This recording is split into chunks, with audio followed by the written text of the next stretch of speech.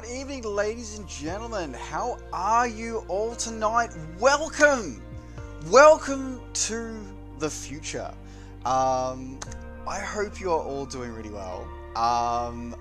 This is a very much a unplanned stream tonight. As you can tell, we have in front of us the new Microsoft Flight Simulator, and I have been very lucky enough to have been given a chance to bring to you guys the release build of the Premium Deluxe Edition. So we are going to be having a look at that tonight. We're going to be going through, we're going to be seeing how it all works. And basically it's going to be a bit of a discovery journey for all of us tonight, because not only are you guys going to get to see it, I literally got finished installing this release build. So this is the exact same build that you will all be getting if you buy it yourself. I literally just finished installing it 10 minutes before this stream went live, so I haven't even set up my controls yet. So we are going to have a look at pretty much we're going to fly what you guys are going to do. Hello, the Dark Zone Pilot. Welcome to the stream. Have I done any bush missions? Not yet, but we will do some of those in this stream tonight. I hope you enjoy this as well. Yeah, no, neither did we. Yeah, it's been it has been an exceedingly crazy 20 hours. Let me just tell you that. It's been an exceedingly crazy 20 hours. So, yes, as I said, like, literally, I just got it installed right before the stream, like, literally less than 10 minutes before the stream went live. So, my controls are not set up. So, yes, this is going to be an interesting one. Thank you. You have been watching videos. Excellent. I'm glad you're enjoying them. They're funny enough. There was one more video which was actually also supposed to go live today. Today was supposed to be a two for one. But YouTube has not been playing nicely with my videos of late. So it hasn't. It didn't get finished uploading, and then I didn't want to tie my bandwidth for tonight, so I've ended up canning it. So it's there is one more in my preview series. Otherwise, I'm going to be focusing probably more on streaming for the next few days before release. So we go. So went back and watched the 3 Grumpy Simmers. Look, you will. I have to highly recommend my good friend Bill Yoke. Because I think that he is a far better storyteller than I am. So it's going to be a great journey. I wish you luck with that. Alright, so here we are in the new sim. I'm just sort of screwing those things. So I do want to say for everyone watching at the moment, a huge thank you to the team at Microsoft Australia New Zealand for providing me with this preview copy today. So this one has been supplied to us by them. As I said, this is the Premium Deluxe Edition, so we're going to go through and see all the aircraft, all the airports that go with that. But first of all, as I said, let's get my controls set up, because none of my controls carried across from the previous preview build that we were using. So we need to do that, and it's a very different layout from how it was in the preview build as well. So that's also very, very interesting.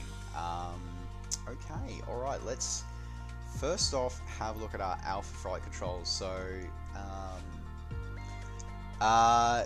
thank you for all the comments. Yes, it has been. I'm glad we could make it tolerable for you. I genuinely am glad we could help you guys with that one. Okay, so I'm gonna make sure I switch all my switches. Alright, looks like pretty much I'm usually pretty happy with everything in the test. Yep. Okay, Yoke is good. Okay. Rudder trim. That's 11. Yes, and 12. Yeah, rudder trim. Yep, that's good. Alright. So good with the alpha flight controls, don't need to change those at the moment. Jay Weston, welcome to the stream, hello!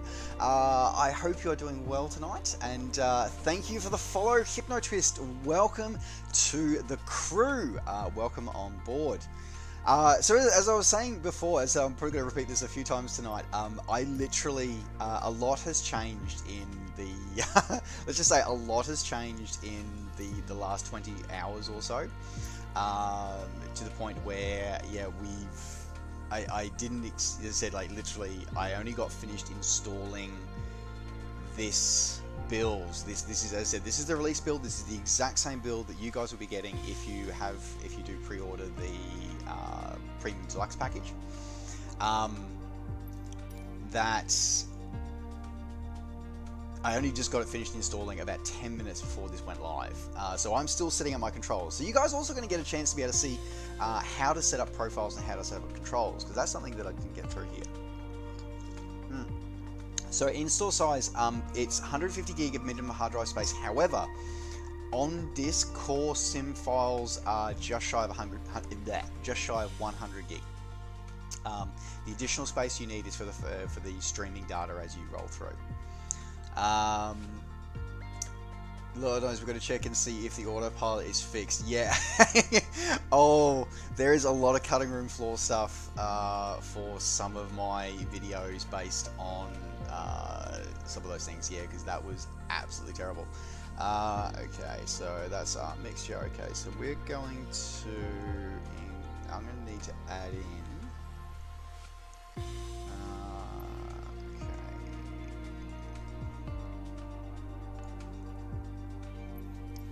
so what we're going to want to do is, I want to set this up. So I'm currently using the throttle, the HOTAS Warthog, but I do want to set up a GA profile.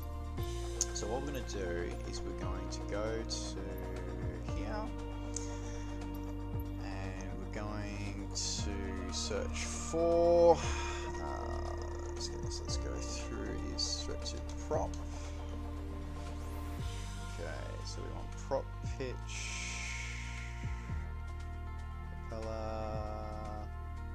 Propeller axis.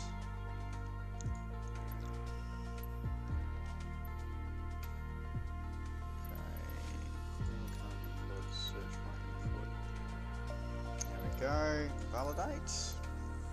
Okay, so we're going to make this one.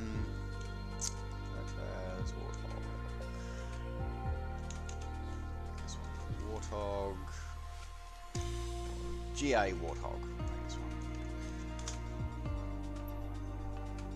Alright, so that gives me the prop on that one, and it gives me the throttle on the other axis, which is good. Okay, now we're going to set to, alright, let's go set our autopilot. Okay, autopilot master.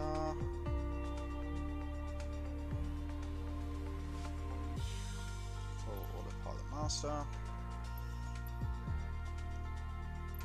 Go, just because I've got a secondary one for that one.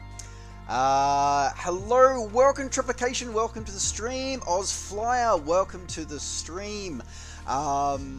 This is God, hold on, what is killing you? I know. Look, look, as I said, this is going to be a fascinating thing for me, because as I said, you guys get to a real experience from me. As I said, like there's a few of the other streamers who have all gone live. I think about a half dozen of us have gone live probably about the same time. They're probably going to be a little bit more prepared than I am, because, you know, they didn't have to work all day. And as I said before, like I literally just got this downloaded right before I went live, so I'm still setting my controls up here. But guys, please feel free, if you have any questions that you want to have answered, or if you'd like to, or anything that you want to see tonight. As I said, we're going to be here for quite a number of hours tonight, so I hope you guys are settling in. We're going to go through and see all the things that we have to see, and get a lot of first-hand experiences with what you guys are going to get to play with. Okay, I think that's all I need to think of at the moment, but I do also need to set, where is my keyboard, because I want to set my parking brake. So let's set, okay, set auto toggle parking brakes is control number 8. Now, I had problems with this during the alpha, so I'll leave it for now, because during the beta I did have an issue with that, so I'll be curious to see how it goes, but let's go from there. But I am going to set my control in anti-skid brakes, so we're going to set that to that one. Okay, and validate. Okay. Is there more you want to watch, more you want to play? Yeah, I don't blame you, dude. As I said, so a triplication tentative by is so I have to recommend, like, I seriously have to recommend that if you're not sure about this title, if it's not for you, I cannot recommend enough Xbox Game Pass for PC. I really cannot recommend it enough. For $5, I think if it's the first time you've ever done it, I think there's an offer going around at the moment for about $1.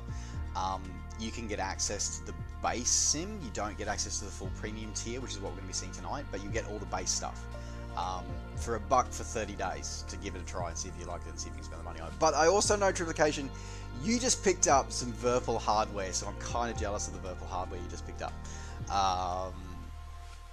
Alright, so I think we're good for this one at the moment. Okay, so throttle, mix, done. Okay. I think we're good. That's the other one we're going to need to check. We're going to need to check. That's for the other thing, because I'm also going to have to do a throttle.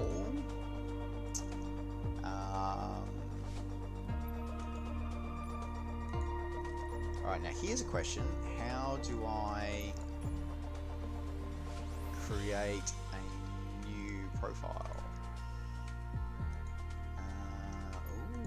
Preset manager, current profile. This is new. So this is new. So previously there was just a series of buttons below here that where you could actually say, I want a new profile. This is cleaner. This is a little bit more hidden, but it's a bit cleaner. I like that. So you can rename a profile, you can duplicate a profile, stuff like that. So I'm going to duplicate this profile because the only thing I need to change is I need to change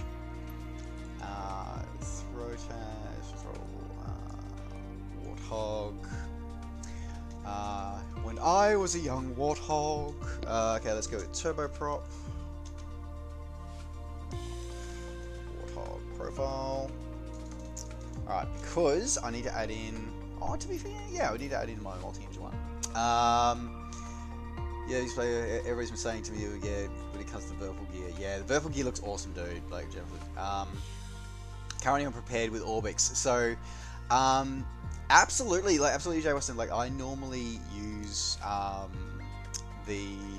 normally fly in prepared V4.5 hotfix 3 with Orbix. That's not what I do. By the way, folks, I do have to admit that, as I said, this is all thrown together a bit quickly. If there's any issues with the audio or the frames, please let me know. I'd be most appreciated, because been feedback from a couple of previous streams, trying to get things better, a better experience for you guys. So you guys get to be a guinea pig in more ways than one tonight. So please let me know if there's any issues with the audio or the visuals. So 4.5 of Oculus VR. So Oculus is interesting. So I don't personally have VR. I know Belgiote is a huge VR proponent.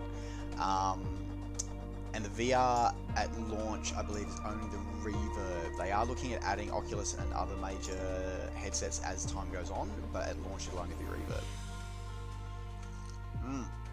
Necrosapien, thank you so much. Welcome to the crew and welcome to the Frequent Flyer program.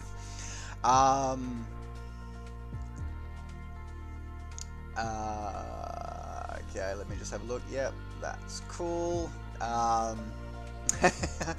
Woo! Drop the background music. Okay, excellent. Right, thank you. Where are we? One of these things is not like the other. There it is. Okay.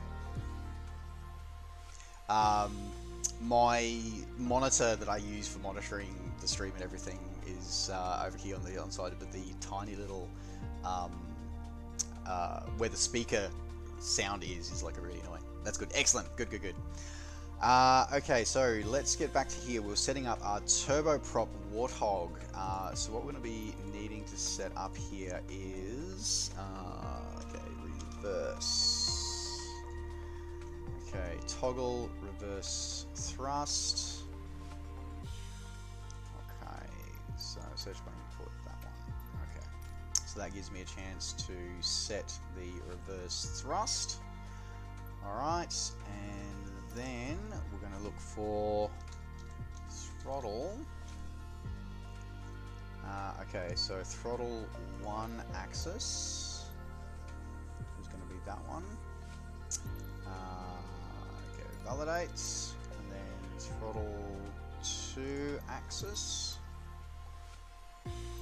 So this is something for those who might have seen my video about binding multiple things to the same axis. This is actually a really good example of it, but it's also what's really good is that you can now search by input.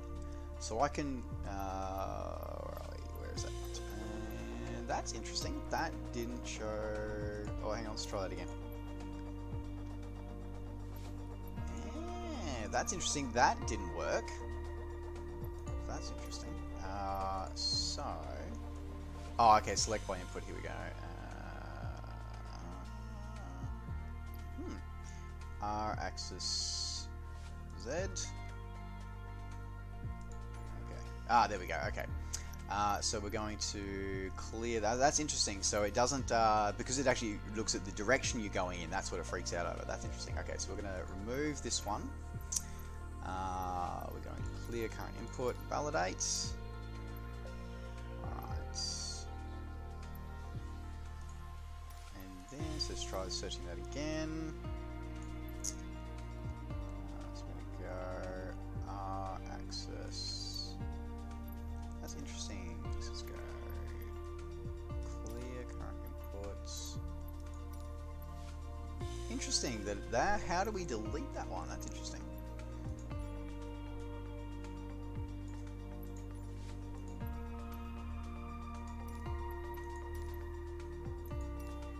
There we go. Okay, so you got to double tap it to get rid of it. Okay, that's fair enough. All right.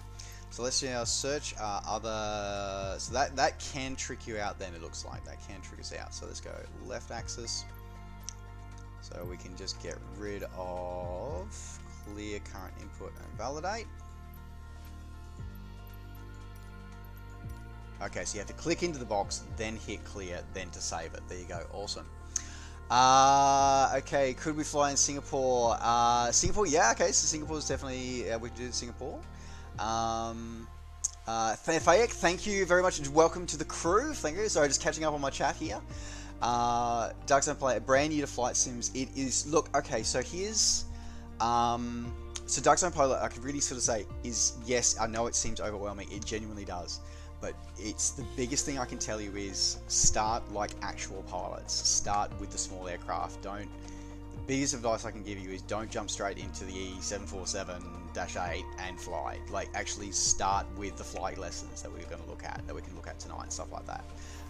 Work your way through with GA, single engine, turbo, single engine, multi-engine, pistons, then onto turboprops, then onto the jets. Work yourself through, give yourself time, be patient with yourself because it's going to really show off. And watch lots of YouTube videos as well, always helpful. How did I get approved pre-order for sign and play? Yeah, I'm very grateful to the team over at Xbox Australia New Zealand and the team at Asobo. I've been picked out as one of the media, as one of the press, and was offered a chance to be able to bring this to showcase to you guys what the premium deluxe edition of the new sim looks like. So I am incredibly humbled and incredibly grateful. So I'm here for you guys tonight. Want to see Wollongong? Okay, so we've got Singapore and Wollongong, 787. Fayek, I appreciate it, welcome aboard, but I'll be honest, tube liners are not my thing. We may get to a tube liner later tonight, more likely tomorrow. We're going to be looking for probably going to be, we may get to them, but I don't know, we'll see how we go. I won't rule anything out. So many things, save your home temp. Yeah, I'm kind of with the Dark Zone Pilot this one. Yeah, so Virgie Flyer, welcome to the stream. Hello, welcome to the stream. I hope you're doing well, Virgie Flyer. I knew you were going to ask for Moorabbin there, Ozflyer. I knew you were going to ask for Moorabbin. It's interesting. Okay, so you know what? We should probably just stop looking at this very boring screen, and we should probably go and actually have a look and actually do some flying, shouldn't we? Okay, so let's go back here. Let's have a look. All right, now probably the first thing I want to do is actually want to test the controls, because I've just set those controls. Now, one thing I was curious about is in our profile here. Okay, so we can go to our... So I didn't keep any of my logbook, but that's all right. So let's have a look. Okay, so that's the TBM 930. Okay. All right. So this is a non-interactive view. It's just so you can see it inside the cockpit. Ah, love that TBM. Okay. What are the aircraft? Let's have a look. As I said, so this is all the aircraft that we've got, of course. We've got the full range of aircraft. There's a few that I still haven't flown a lot of these aircraft yet in this sim. But you know what? Let's do... For the first flight, I'm going to use a bit of streamer's privilege. And we're going to have a look at a field that I have flown out of in real life, because I'm curious to see how it's going to go. And actually, now that I say that, it's going to be dark where it's going to be where we're going to be, so maybe not. So we should go somewhere where it's light. So let's have a look. Hydrate. Thank you very much for redeeming the hydrate. Thank you very much. For that. All right. So TBM 900 XP11. I have not been disappointed. That's as yet, but there you go. Okay, so bush flight seems to be the popular choice at the moment. So let's go with bush flight. You know what? Let's combine a couple of things here. Let's do a bush flight, and let's go. Here we go. Okay. Must have a couple of strips around here somewhere.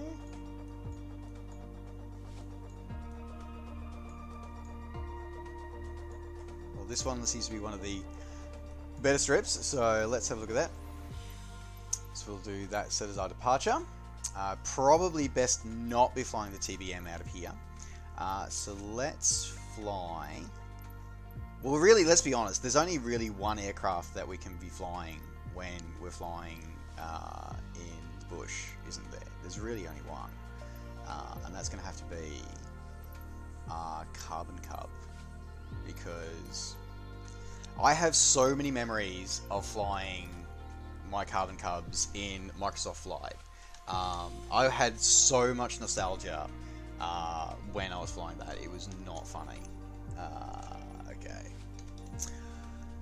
Alrighties, here we go. So we've got our call sign set up just because why not? Okay. Back to aircraft selection, and we won't set a... Do we set an arrival? We won't set an arrival airport. Let's just do this one. Okay.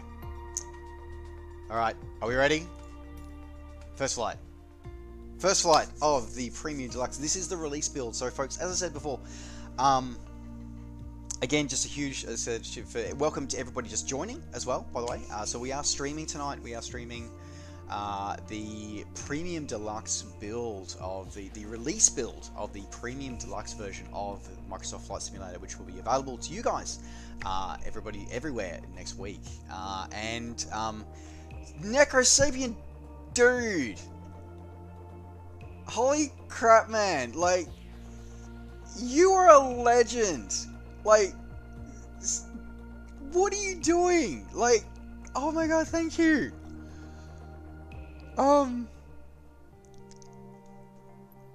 Dude, you're an absolute legend. You have no idea how awesome that is. Thank you so much. So much hype. I have so much hype. Also, this is going to be highly entertaining. and also, we have rocks parking our aircraft in as well. I'm just going to say that. That is huge. Everybody, thank you so much to everybody in chat. Necrosophrian, you are an absolute legend, dude. Like, holy crap. Wow. Thank you, everyone. Okay.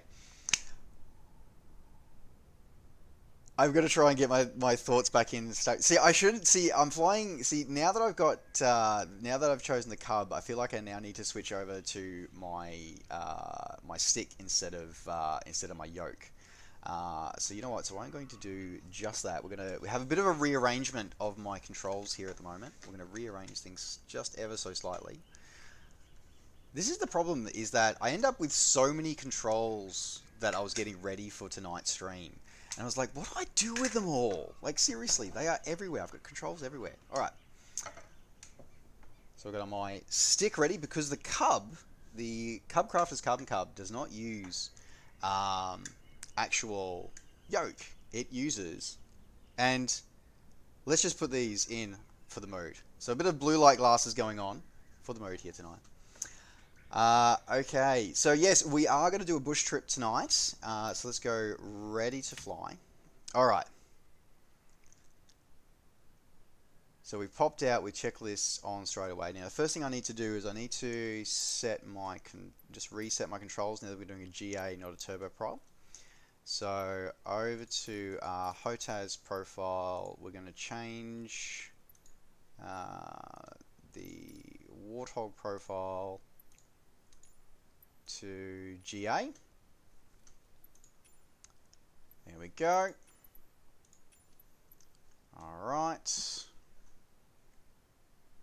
Alright, so with that profile done, so we've now got our mixture set there. So we'll go prop forward. Okay. As I said, folks, yeah, you can use whatever controls you want. I'm just using, because as I said, I do have an actual stick. As I said, I've only recently switched to start using yokes.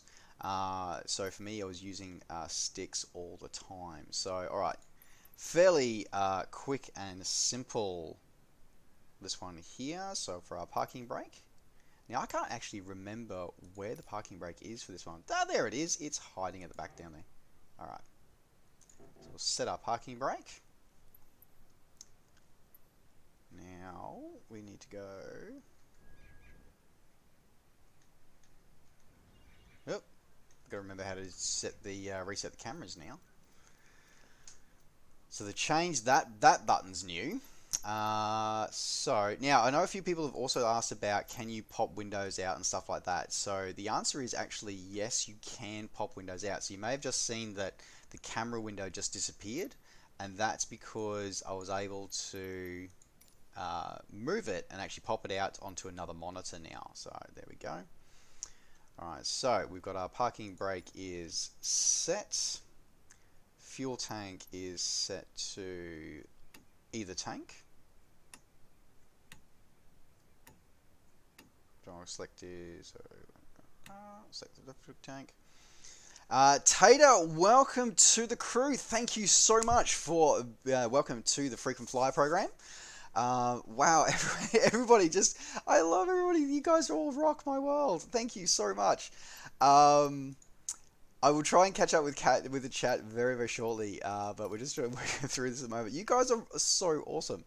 Okay, so battery switch is set to on. Mixture set to full rich. Ignition switches set to on. Now I gotta remember where they are. There they are. Master ignition switches left. Okay. There we go. Alright. And final thing, magnetos over. Should be. Alright, throttle open.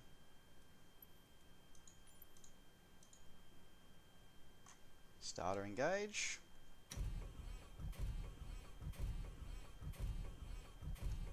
Okay. Okay, what? Okay, let me see. I've obviously missed something here. Oh, I think I've... Select the fuel tank. That's alright. I'm just making a fool of myself, folks. It's alright. Fuel pump on, that might help.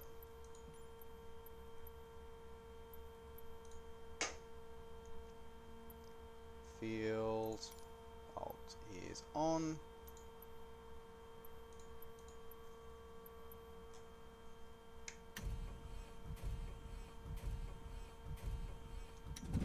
There we go. Always helpful if you actually sort of set the fuel pump on. That's always helpful. Alrighty, there we go. Done. Now we're going to watch that mixture, lean that mixture out because we are at altitude.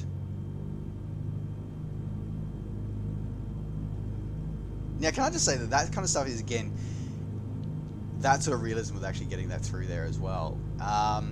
So yes, you can use the yoke for this aircraft, but yeah, as I said, I'm just using a stick because, as we can see between our legs there, we do have a stick there. The AI system, the checklist. See, I normally throw the AI to go through that one as well. I am using TrackIR tonight for my head tracking through here as well, and the Thrustmaster T16000 unit. I was using that for quite a long time. In fact, until I just upgraded to Thrustmaster rudder pedals, and I've gone through, and I was previously using the Thrustmaster rudder pedals that feature in the T1600 kit. So yeah, highly recommend those. I really do. Alright, so that is that. After engine checklist, lights as required.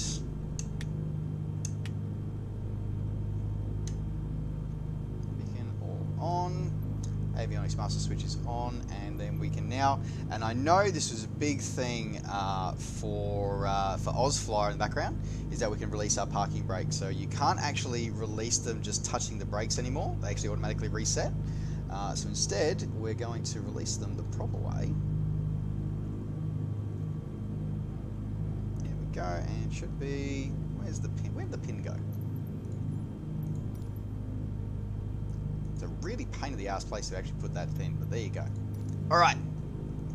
And probably be very careful having the aircraft wander off there through there as well. Okay. That's just so awesome. That is just, I'm just so enamored. This whole thing so far has just been absolutely cool. Like, I am so impressed by this whole thing so far. They have definitely, there's definitely been changes between what I saw in the preview build and even in the press build that we've been using and that you guys have been seeing in a variety of videos I've been producing. There's definitely been a change since then.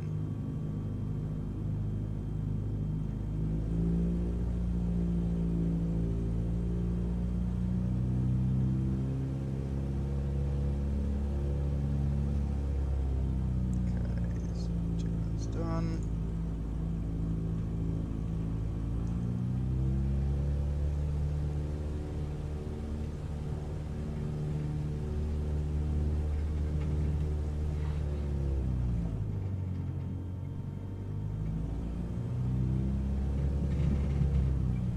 Of course, this is one of those strips where we're parked right at the end of the runway, so this is going to be a really interesting thing for us as well. Alright.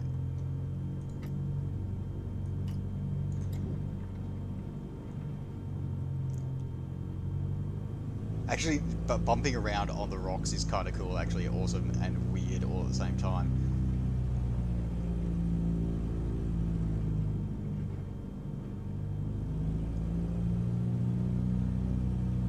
Alright.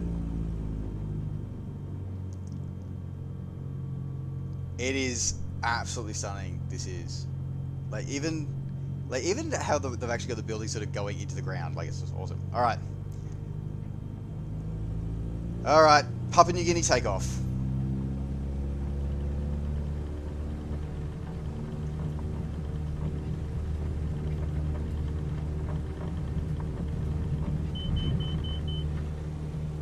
Oh!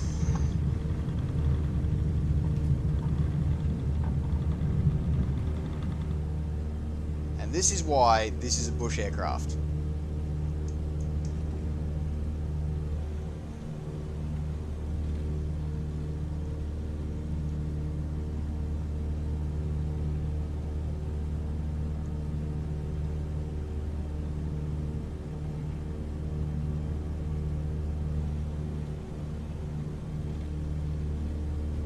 look at those visuals.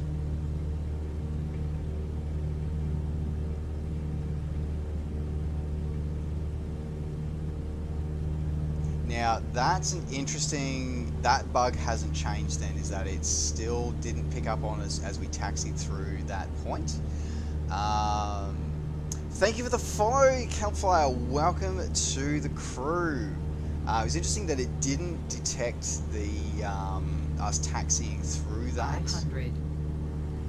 So that's interesting as well.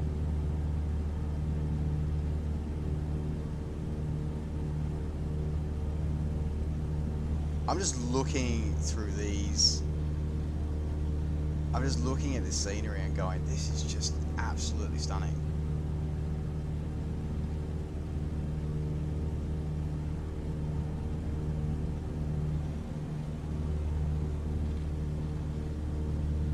Now I do believe that we'll do another quick circuit over that that field and that approach, and then we might head south, follow some of these mountains south.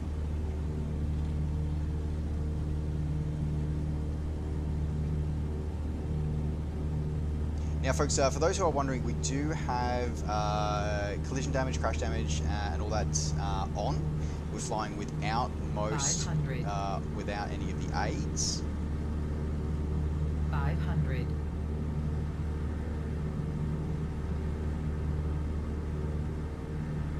So it's interesting actually for me, and I'm really grateful for you guys for suggesting actually the bush trips here in Papua New Guinea. I always love flying in PNG. I actually have a personal connection with flying in Papua New Guinea. My dad flew for a company called Bush Pilots Airways many years ago, and operated in various remote regional strips out of around Papua New Guinea, and it was just amazing. So Campfire, we are currently flying in Papua New Guinea. So we've just taken off from one of the highlighted strips that get shipped with the base edition of the sim, and we're going to be exploring just going through some of the bush flying experience and see how the atmospherics are modeled actually as we go over many of these mountains. That's going to be really interesting here as well. So that's what we're doing at the moment. All right, so just catching up on the chat there. Absolutely, yeah, the Alaska bush. This is, as I said, this is one of the things I love about Cubs, the carbon Cubs in general, is the fact that they can, especially with the Tundra tires, they can take an absolute beating. They genuinely can take an absolute beating. And it's Ozfly here in the chat will be able to let you know there was a lot of various shenanigans that that many of us at the team. Quick shout out to the team over at msflights.net for all the activities we used to do in Microsoft Flight and the Carbon Cubs in that sim. They were a lot of fun. I'm just blown away by the detail of this cockpit. Like, I am genuinely blown away by it. And also, just seriously, how stunning is that? Like, I feel like I'm too high sometimes with this flying.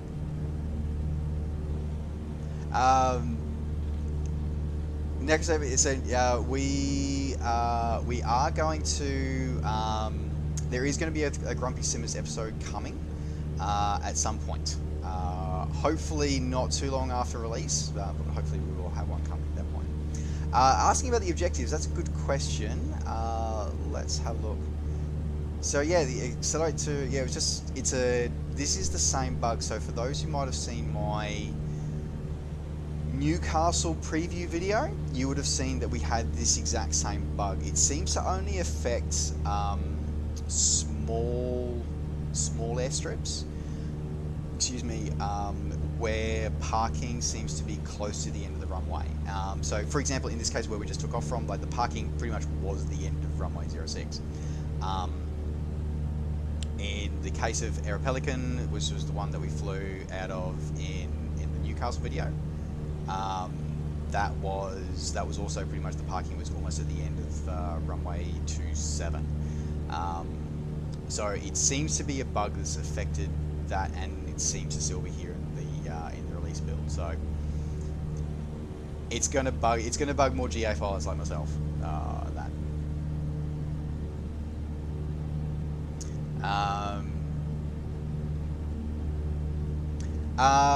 Yes, absolutely. So Kill670, welcome to the stream. Hello. Yes, we are going to be taking requests of where we'd like to fly and what we're going to fly. I am going to caveat this by saying, please do not ask for tube liners.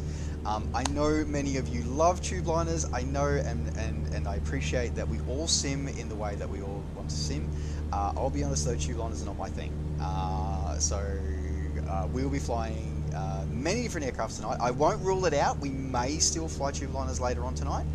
But definitely, at least to start with, we are not going to be flying tube liners. We will be flying more GA aircraft tonight. So we're tracking south.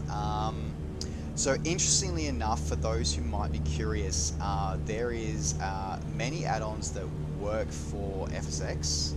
Actually, let me rephrase this, not many add-ons. The one particular add-on that works for FSX and Prepared appears to natively support Microsoft Flight Simulator, and that would be Little Nav Map, which is a highly recommended free mapping utility that allows you to track your flight planning. So we're actually going to be giving that we're using that to, I've actually got that on another monitor here, and I'm sort of using that to sort of get reference and have a guess of where we're going to be flying tonight.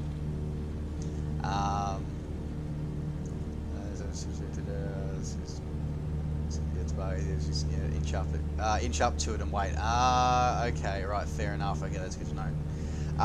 Business jets fall into the spectrum of more. They would be more likely to get flown, so you may see those because the Citation Mustang could be very, very interesting. We might have a look at that.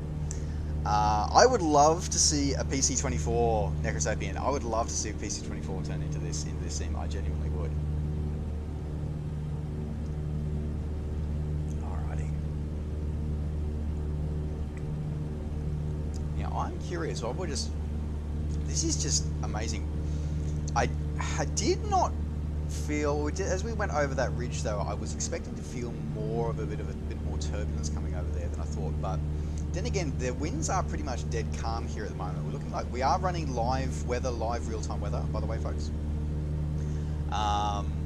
So probably anywhere that you guys are asking to see, probably would recommend asking somewhere that is daylight right now in the world, because we are running live world time and live world real world weather. Real world weather. Then I suppose we also do have to test the night lighting engine out at some point. I'm going to push the RPMs up a little bit.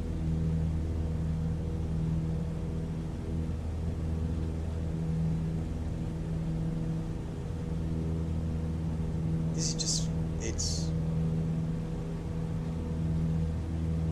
looking at the shadowing of those trees, it really is such a spectacular thing to watch visually.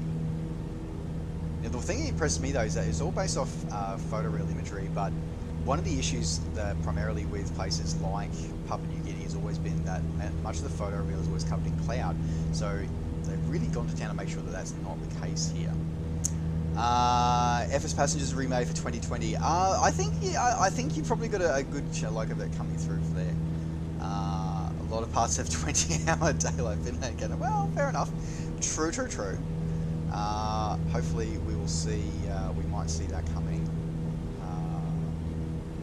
So yeah, the northern reaches of Canada probably would have a lot of daylight at the moment. So yeah, we might have that. We might be able to check out the. Well, we wouldn't be able to check out the snow. Right, let's check. So that's it. So we definitely got that set to the right tank at the moment. So we're going to change over to our left tank.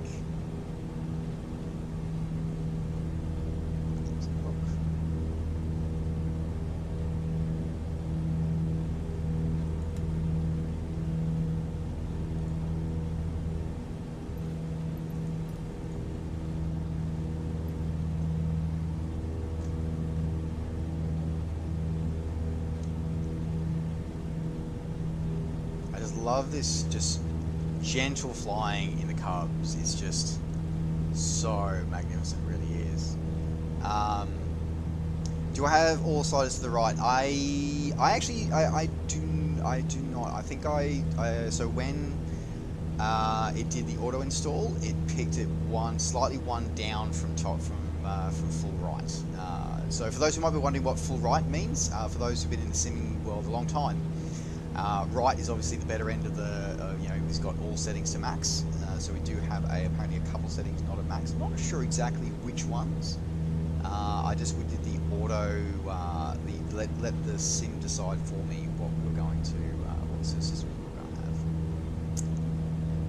have. I'm wondering if we should be following some valleys out to the coast here, because I thought that we were heading towards the coast, but I think we're actually heading towards an inland lake, which might be difficult for our little cub to get out of.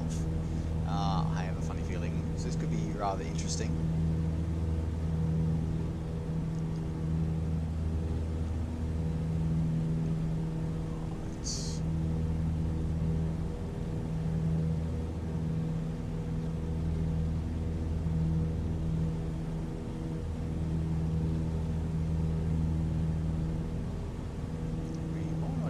Let's have a zoom out of our...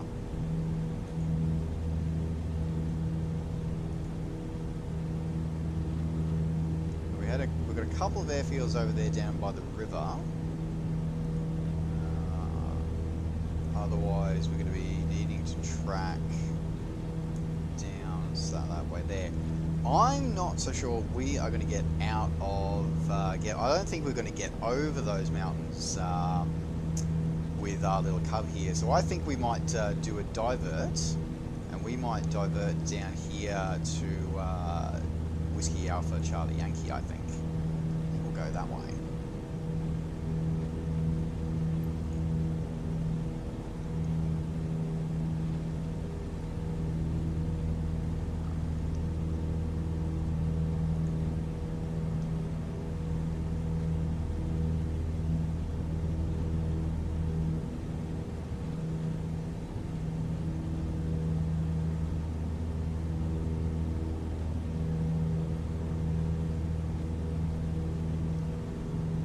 Now, interestingly, I think it's just modeled something. So, I just lost. There we go. There we go. Okay. I think this model's hypoxia. I'm not sure, but I think that model's hypoxia. Because when I clicked over 11,000 feet, the controls became very stiff and sloppy. But then as soon as I dipped under 11,000, I regained controls again. That's interesting. Can I fast forward to the next part of the quest? I believe we can't, because we don't actually have a flight plan enabled for this one. Because we don't have because we don't have a flight plan enabled, I don't try. But you know what? Let's where are we? Travel to so because there's no flight plan set, we can't override it to the next step to unlock it. Yeah, yeah, we're trips. Yeah, no. See, we're flying far. We're doing far more seat of our pants flying than many would otherwise normally do.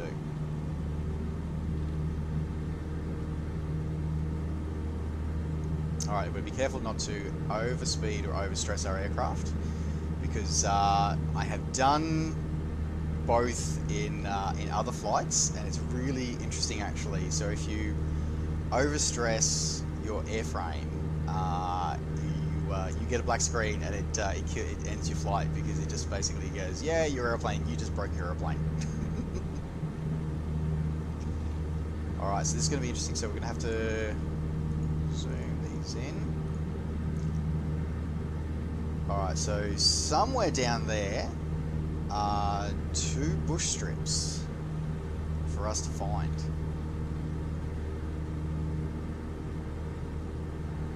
It's not to get too high or low. Absolutely right. Absolutely right. Yeah, we're gonna have to do a bit of a circling descent here. I think that is one of the strips right there. Maybe, maybe not.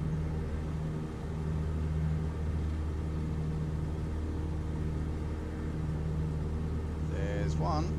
There's one.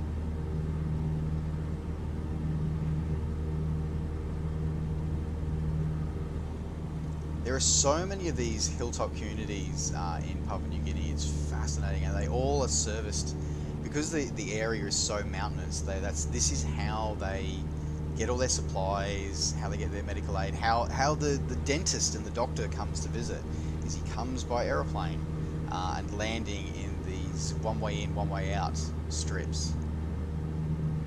Oh, this is going to be fun. Oh, we're definitely doing that one. Alright. Now we've got to descend safely. Alright, throttle idle. Mixture middle, mixture 50%.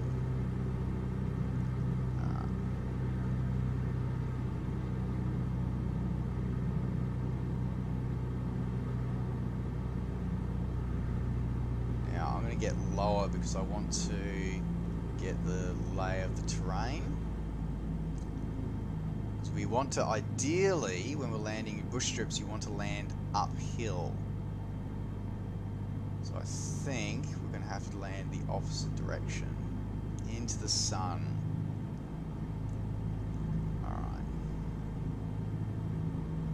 Alright. Yeah, I was just, as I was turning, I was doing cross rudder as I turned there, so I could bleed off the energy and the airspeed and the altitude as well. Alright.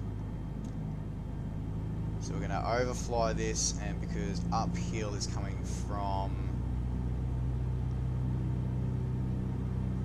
we'll be coming from the east then, so we can land uphill. Alright. And is everybody checking out how our shadow is actually rippling across the trees there? Everybody else seeing that? Alright.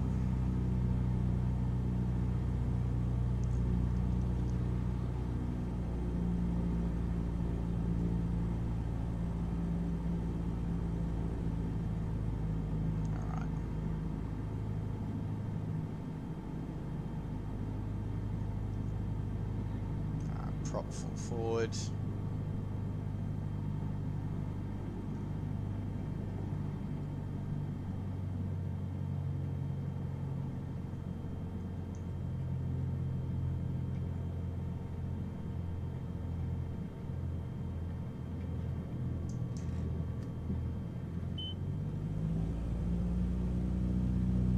Lost a little too much altitude.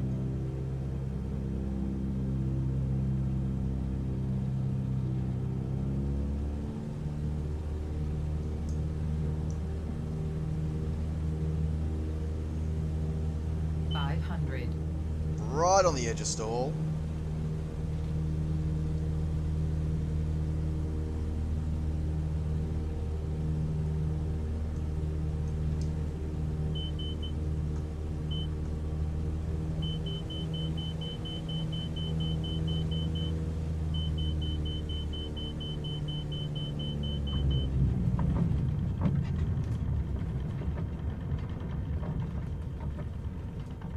All of that with no headwind.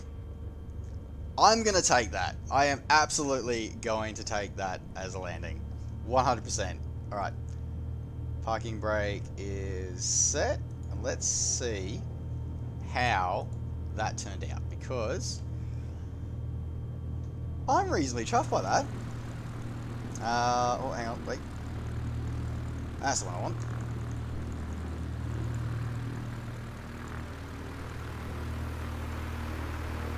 I think we use way... I need to practice my stall landings again, because that was way too much runway that I used there. Way too much runway. But play 100. It's pretty... It's stick noses sidestep to land. You know, that is a really good really good tip there, Butterfly. It is really good. Oz Flight Simmer, welcome to the stream, sir. Hello. Can I just huge shout out, by the way, to Oz Flight Simmer, folks. If you're ever after some really quality content as well, make sure you head over to Oz Flight Simmer. He is a highly recommended fellow content creator. Love his work for many years. Okay, this is our first flight done. There you go. All right, let's have a look at. There we go. Got to remember my keys now. Alright, so we've got our parking brakes set. Okay, throttle is idle, prop idle, mixture to full cut. Alright. Everything is set to off, and lights are set to off. Avionics bus is off.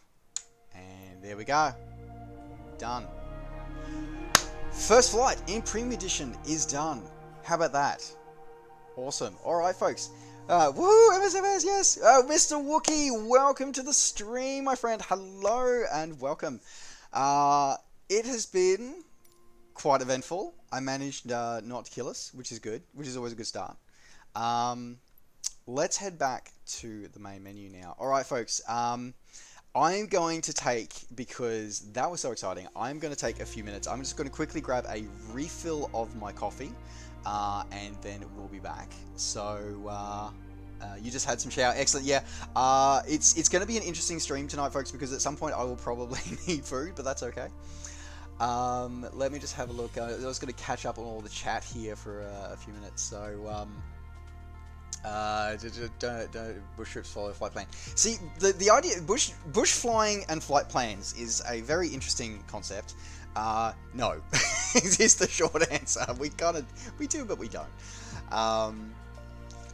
Yeah, I think with bush flying is it's staying down in the valleys and learning how to navigate around valleys and follow the terrain and just enjoy the beauty of the scenery, which is something that I think we can agree already is so spectacular just there in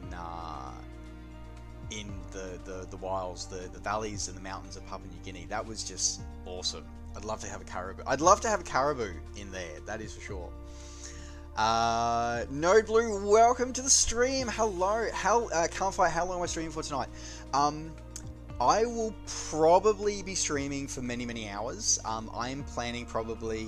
I put it this way. I'm planning on at least 2 pots of coffee worth of streaming tonight. So we're probably looking at 4 to 6 hours of streaming tonight. As long as my voice holds out. And I don't pass out, and depending on what my blood sugars do, so we'll see how that goes. But initially, though, folks, I am going to quickly grab a refill of my coffee. So I will leave you with this. Actually, can I leave with the menu, or do I have to? I have to switch to something else. You may get. I'm going to leave you with the menu for a moment, and then I can't. Can I? Oh, do they have? I can't even show you. I can't even show you the preview video. And we'll be back in a couple of minutes. Alrighty, so where to next? Alright, so I know we had we had some bush flying. We'll probably do some more bush flying. But I do want to fly something else, and I'm going to fly. We'll fly somewhere else as well. Let's have a look. Where is it currently daylight? So let's have a look. Can I just say as well, one of the things I love is this the whole live the live global weather thing as well. Work my way up the aircraft list. Yeah, that's a really good idea. So let's have a look at our aircraft list. So we're starting with our singles. You know what we should look at, actually? We should look at, what is the list, the Microsoft's list of all of the stuff that's coming out, of course, with this exciting content. Alright. So the aircraft list... See, the aircraft list they put out doesn't really sort of works in additional ones. But let's have a look through got a Cub. Well, next one up for a Cub, because the Cub is still technically a sports-side aircraft. So let's go with... Let's do our DA. Let's do a DA40. DA40? DA40? Oh, hey, DV20. That's I haven't had a chance to fly in the DV20 yet. DV20 or the Pipstrel. DV20 or the Pipstrel. That one's a tough call. I really like the Pipstrel because it reminds me a lot of the Jabiru, like a lot of the Jabiru. But I'm thinking, let's go with the DV20. One DV20. Now let's have a look for what I've got. Forbidden City.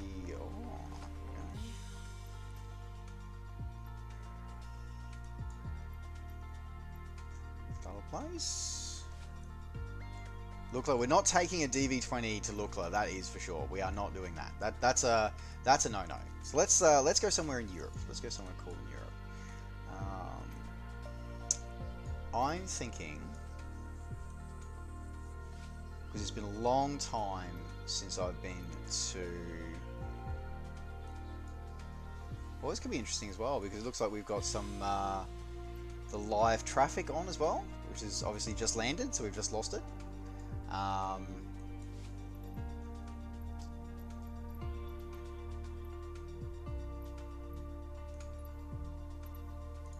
Let's do a flight here in Sicily because I love Sicily. By the way, I've been there a few times.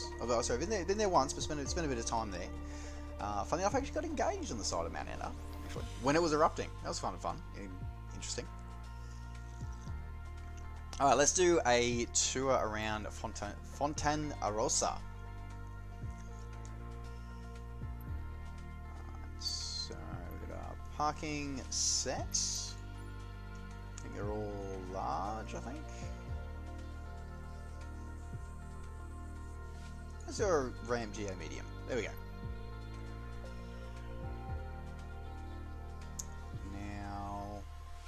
That one. Alright. Exciting stuff. Now, I am going to have to pin my chair back into position. What are So, as people were asking me before about controls, one of the things I noticed about, one of the things I do with the property my office, as you can see behind me, is a converted bedroom, and it's all carpeted, so I can't, and it's, because I'm living in a rental, I can't exactly sort of, like drill holes and things to secure my cockpit hardware, which would be really nice. The TPR pedals I've got, because they're so well modeled and so well done, the actual force that you need to push the pedals, push the brakes is so realistic. It doesn't go so well when you're trying to actually sort of push the pedals or put the brakes on. You end up actually pushing your chair back, so I actually have to wedge my chair into place for my cockpit. All right, here we go. Looking good. It's the first time I've noticed a bit jumping around there. Calfire, thank you very much for subscribing. Welcome to the Frequent Flyer program. It is great to have you on board. Okay, let's go with this ready to fly. So let's see how we're doing. Okay. Now, what I'm curious to do is I'm going to have them do manage radio comms, and let's see if we can. So I'm kind of familiar with this aircraft. Okay. Alright, throttle. Okay, so we've got mixture. Alright, prop. Alright, so first things first is our parking brake, which, if I remember correctly, is there. Alright, cool. That is set. Alright, battery switch to on. And fuel shut-off valve, which is... where is the fuel shut-off valve in this aircraft?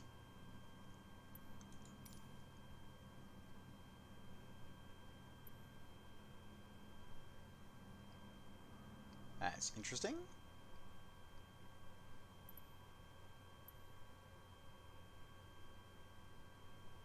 Ah, there it is. It's hiding.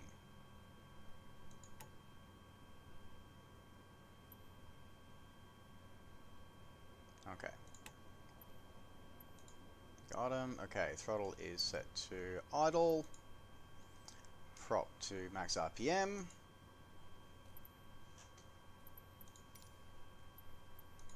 I'm starting engine.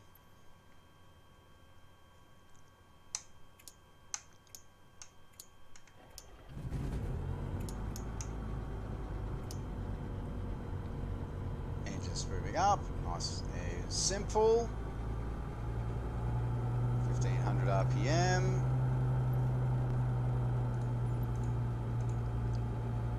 Oil pressure check.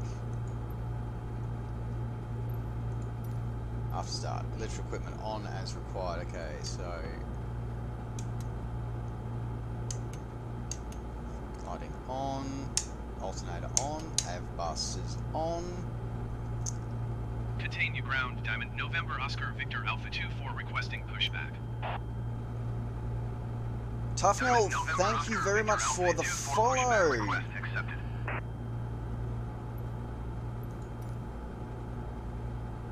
Make sure we release the parking brake this time, so we don't have. There are pushback dude can actually push us back safely. But pushing us back with the prop going seems a little bit odd, though. I will give him that.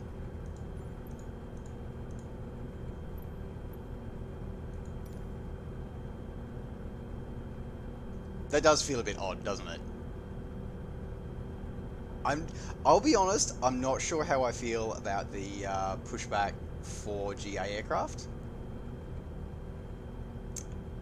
Don't think it worked as advertised.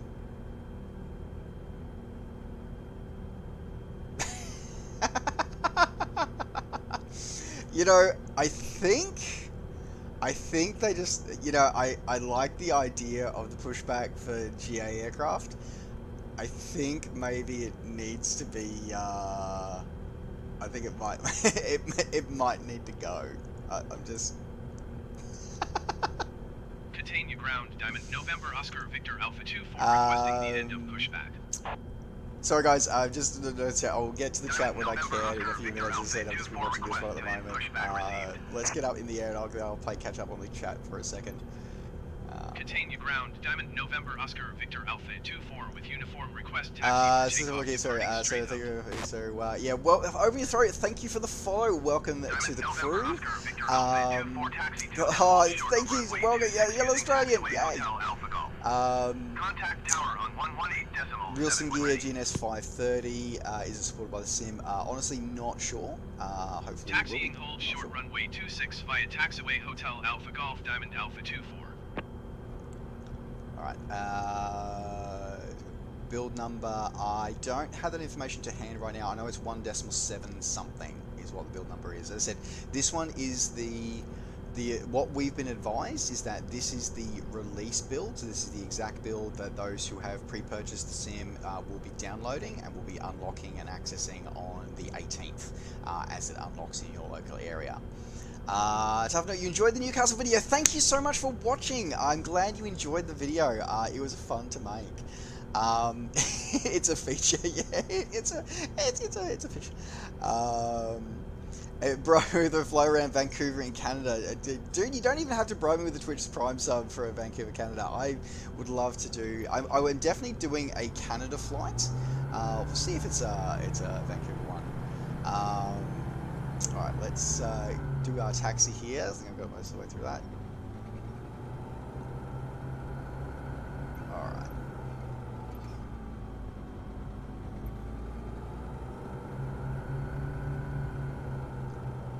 I must admit that it's funny just looking at how far the continue ground easy 7722 ready to copy IFR clearance. How far the like follow path marker for the taxiway has actually come since FS9 XX to what it is now. We're just gonna zip around our little vehicle that's taxiing around the runway there. Just gonna zip around you. Excuse you. Thank you.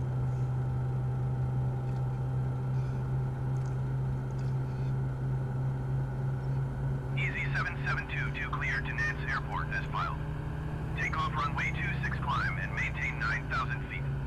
Departure on 12.3. So it's interesting seeing the combination of sort of real world traffic and also sort of AI sim traffic as well. On 129.725. And sort of seeing citation and a generic twin turbo prop there.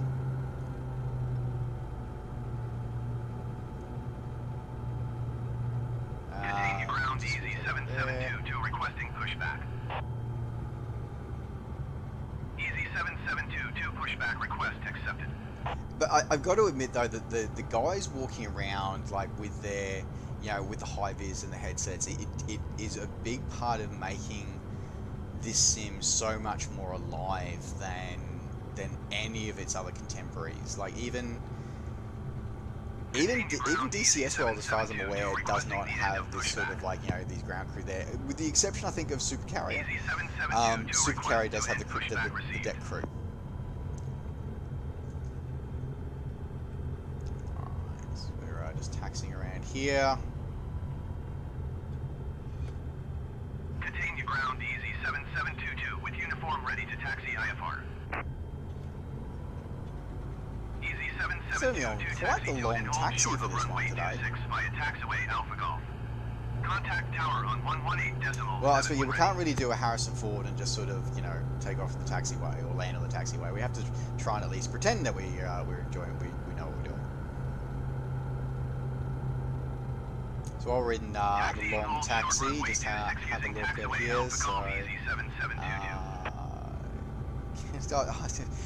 Gimlinky, welcome, as I said, welcome to the Frequent Fly program. Thank you very much for joining us. So Real Sim Clear basically will eventually be supported, but yeah, not at launch. Yeah, I think that's going to be. I know that's a thing that a lot of us, and this is something that I really want to pass on to everybody as well, is that, like it or not, we've, as a simi community, we've had it really good for the last, you know, 14 years. Like, we've had it really good because we've essentially had only 2 players in the market, and with code bases that haven't really changed that much. We had X-Plane and we had FSX, and before anybody says Prepared, please understand that Prepared is nothing more than FSX with a coat of paint. Like, it is that's it. Even to a lesser extent Prepared V5. Don't get me wrong, you know, Lockheed Martin have, and full disclosure here, guys, I work for Lockheed Martin. Okay, full disclosure here, I work for Lockheed Martin. But at the end of the day, Prepared, LM did not innovate with Prepared until they were forced to innovate by Laminar Research coming out with X-Plane 10 and pushing it into 64-bit, and Dovetail Games pushing the FSX engine into 64-bit with Flight Sim World. So this is the thing, guys, is that, yeah, but at the end of the day, the code base hasn't really changed. So a lot of developers were able to work with code bases that didn't change. So they had long-term stable projects. This represents a massive, monumental step change for developers everywhere. Whether you're developing avionics, whether you're developing aircraft, whether you're developing scenery, whether you're doing textured content, you know, texture developing and repainting like I do, it represents a massive step change for all of us, and it's going to take time for us to get used to it and get on top of it. So I think, yeah, we'll see a lot of things coming on board, and a lot of things that we're used to seeing will come on board eventually, but you won't see it on Tuesday, bottom line, guys. Queen Cat Dog, hello, welcome to the stream, and Katako AU, thank you very much for the host, dude. You are guys, you are legends. Thank you very much. To everybody else that I haven't already welcomed to the stream tonight, I should probably do a quick welcome. Hi, my name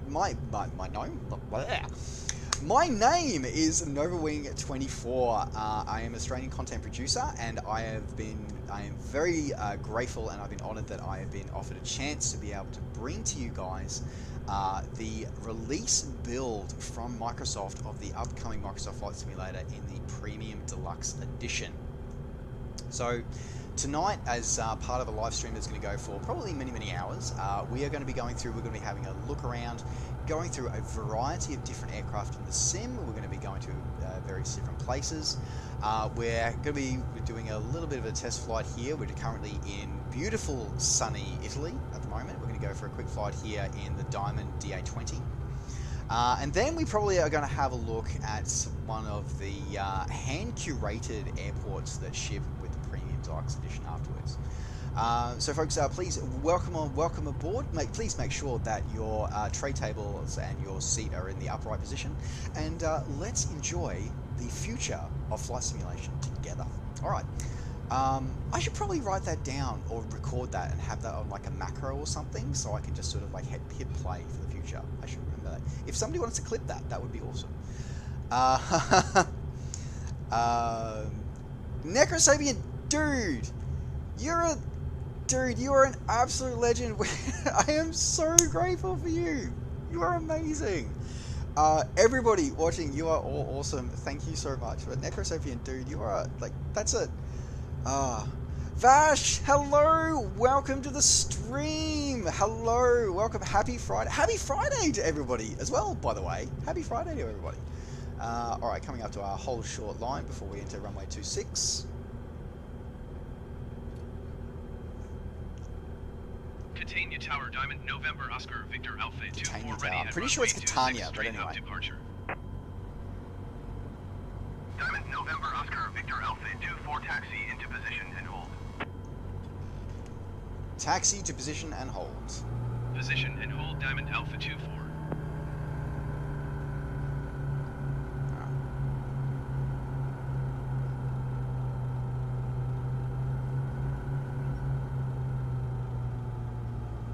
Now make sure everything else is on here. Maybe I expand some. Easy 772 to contact Brindisi Center on 123.905. Okay, everything looking good as we're doing our final taxi out. 123.905 for easy 7722.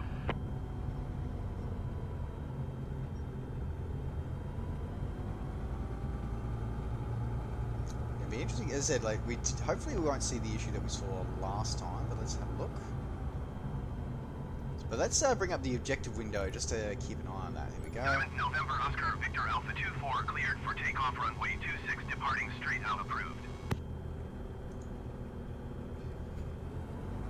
Cleared for takeoff runway 26 Diamond Alpha 24.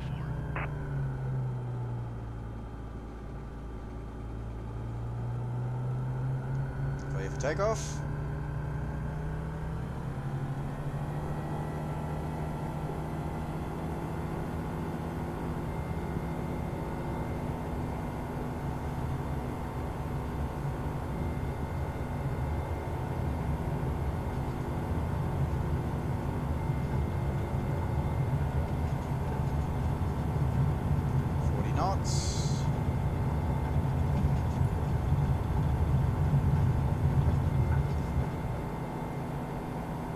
Easy back on the stick. Trim that up.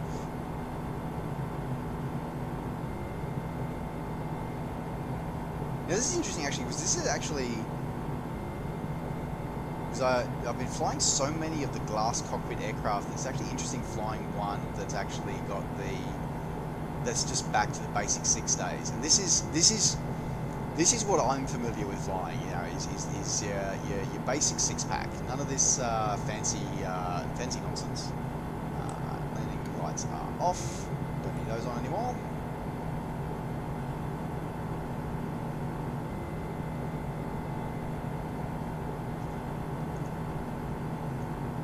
Going at 500 feet AGL.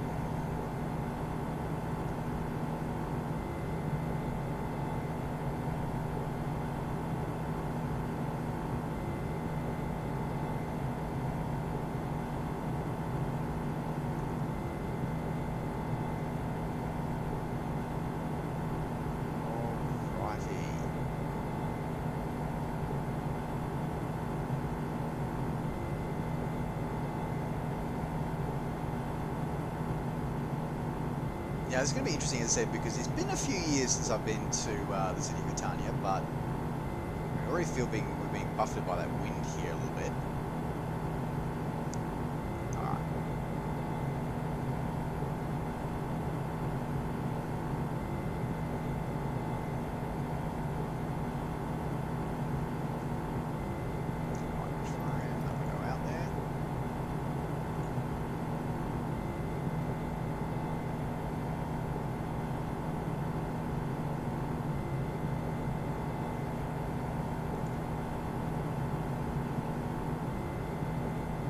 Now, one thing that I have noticed, and it does frustrate me a little bit about this sim, is that I mentioned before, folks, that I have the camera controls for the sim, so my view controls actually undocked and on a separate window. What I've noticed is that unless your sim window is active, your flight controls become non-responsive. So you can only control the aircraft when it is the active screen, the active window, as it were. So even if you're using and having like the camera control window in another pop-out window, if you happen to click a camera there and forget to make the sim screen the main sort of active window again, it will actually freak out. Now, this is the first time I've seen any kind of performance issues, which is interesting. Getting a couple of stutters here.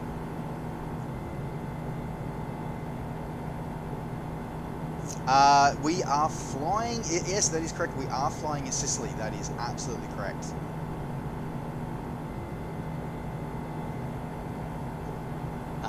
Yeah, so it's interesting because, as I said, like, I know that in the prepared world, for example, and it's for F6 for me, you're able to not have that as active window, and you can still have your controls will still receive the inputs. But it's interesting that the new sim doesn't do it that way.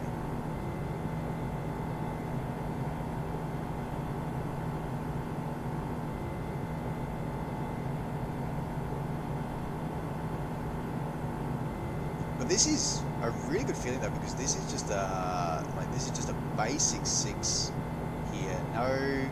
No fancy gauges, nothing, you know, nothing really crazy here, just simply it is what it is.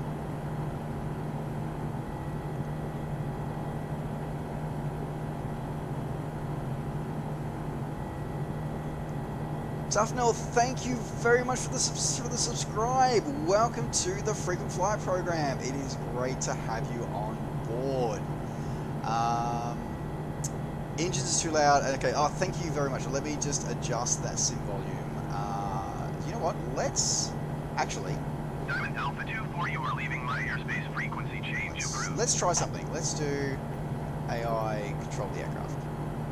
Catania Tower, Diamond November Oscar Victor Alpha 2-4 frequency change. Not sure what he's going to do with the aircraft, but let's see what he does with the aircraft.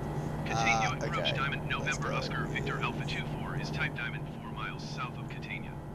Request flight following. There we go. Necrosapian, dude! Dude! Necro, I love you. What are you doing? I love you. What are you doing? This is awesome. You just... Squawk 0702, oh my God. Diamond Alpha 2-4. Thank you. Thank you. Thank you. Thank you to everybody. Like, I'm just here just to... I'm just a dude that's here to, like... I'm just a dude that's really, really lucky that I've been given an opportunity to be able to share, give you guys an insight into my world, into my sim world, and I'm so grateful that you guys are here to join me with it. So thank you, dude. You rock. You're awesome.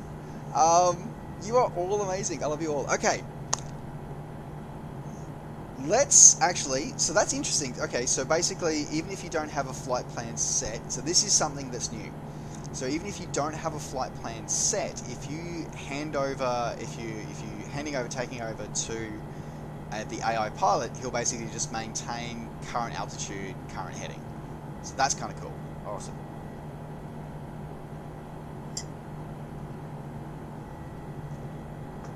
Dude, not gonna lie, I probably, if you did Necrosapian, I'm pretty sure I would. Two feline co-pilots, I do, they are currently napping on my bed because it is getting close to their dinner time, so you will probably see them make an appearance fairly soon when they decide that they've had enough and they are ready for they've had enough of me with my nonsense and they want their dinner. They'll probably see that. Okay. While we've got the AI pilot flying the aircraft for us, this gives us a good chance to be able to have a quick look at the external camera system. So first thing I'm going to say here is, guys, if you don't already, get yourself an Xbox controller or a PlayStation controller, some sort of gamepad controller, because it will make your experience with moving the cameras, the external drone camera, so much better. Anybody who has chase plane probably already knows this, with the fact that using the controller, because essentially for those who use the ESP sims already, if you use chase plane, this is the drone camera mode here on Microsoft Flight Sim. Snakey47, welcome to the, oh my god.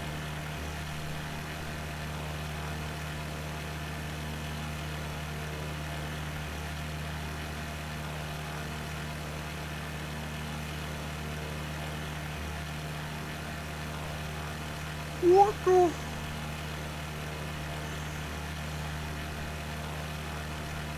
Oh my god.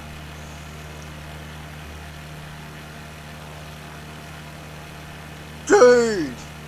What did you...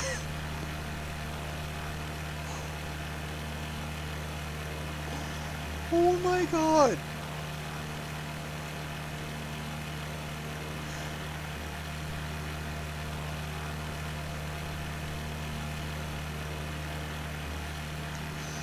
I have no...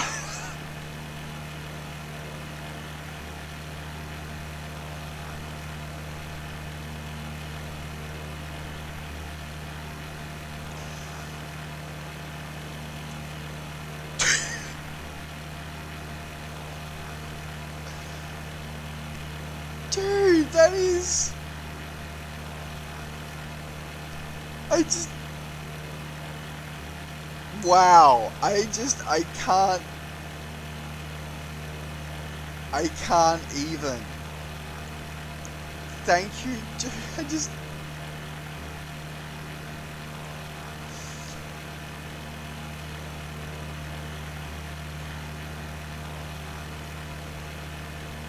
I don't know what is a step above, like, okay, that's not even legend status, that is godlike status.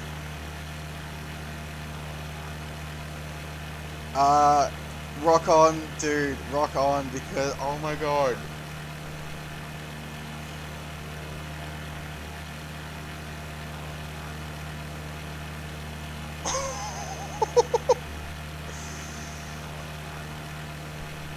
I cannot even, dude. I literally have,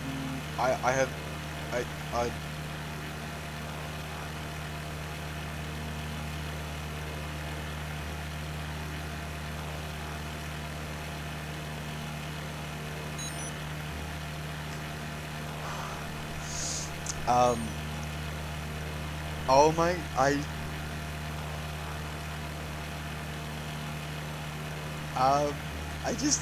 I have no words. I don't. Thank you. All I've got is thank you. That's. I just.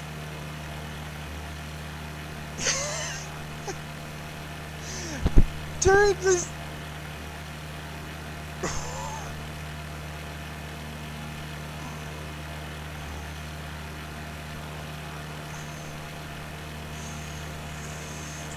Oh my god.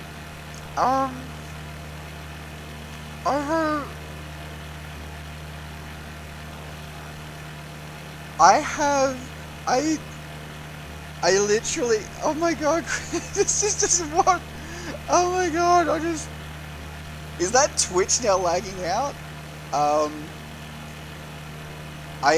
Green Cat Dog, it's funny that you mentioned that. It's down to 2 artists at the moment. I'm working with. Oh my god. Yeah, there's 2 artists I'm currently working with at the moment and seeing, because I've got it down to 2 artists whose styles that I really like and really connect with.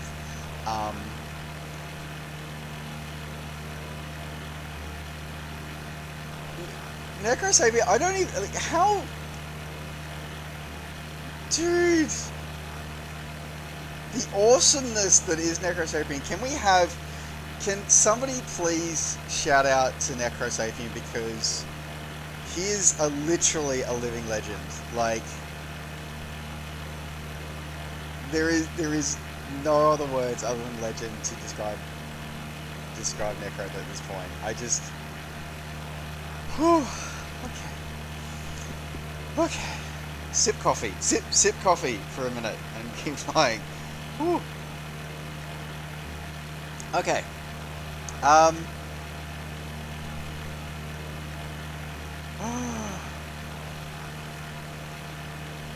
Okay, alright.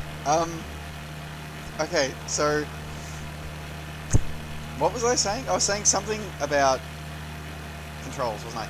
Okay, train of thought, Nova, get a grip on it. Alright, so, welcome to the stream. I feel like, do I need to reboot? Okay, so we are currently flying, obviously, the DA-20. So, a couple of things to notice. So, first thing is first, is that even with the AI controlling the aircraft, while we're in this external camera mode, the drone camera mode, you can't actually control the aircraft. So, it will do whatever it was doing when you enter this mode, which, by the way, has caused me some rather interesting screenshots over the last few months. So, for example, if you have it in a 30-degree turn with a 10-degree nose-down attitude, then it will continue at a 30-degree turn with a 10-degree nose attitude and keep falling out of the sky. So that's something to be aware of. So it's a good idea before you do, if you are going to go into drone mode and spend a bit of time here, that you either hand over control to your AI pilots, which I'm here, or have it set on autopilot. Can I just say as well, just if we've noticed this while I've been trying to regain my composure, how our aircraft has actually been buffeting when it's been going over patches of ground. And that's one of the really huge things about the atmospheric simulation here of this sim, is that it's not just about the clouds and the rain. It's actually about the thermals and the updrafts. I think that there is still work that needs to be done on the thermals in order to get the gliding pilots happy. But at this point, the fact that, you know, when we're flying over here, while we've been flying along, we've been watching the aircraft buffet as it's gone over ridge lines. That's a huge thing to be able to come into. And quite frankly, there's something that even Prepared and FSX struggled with for a long time. X-Plane 11 was better with it.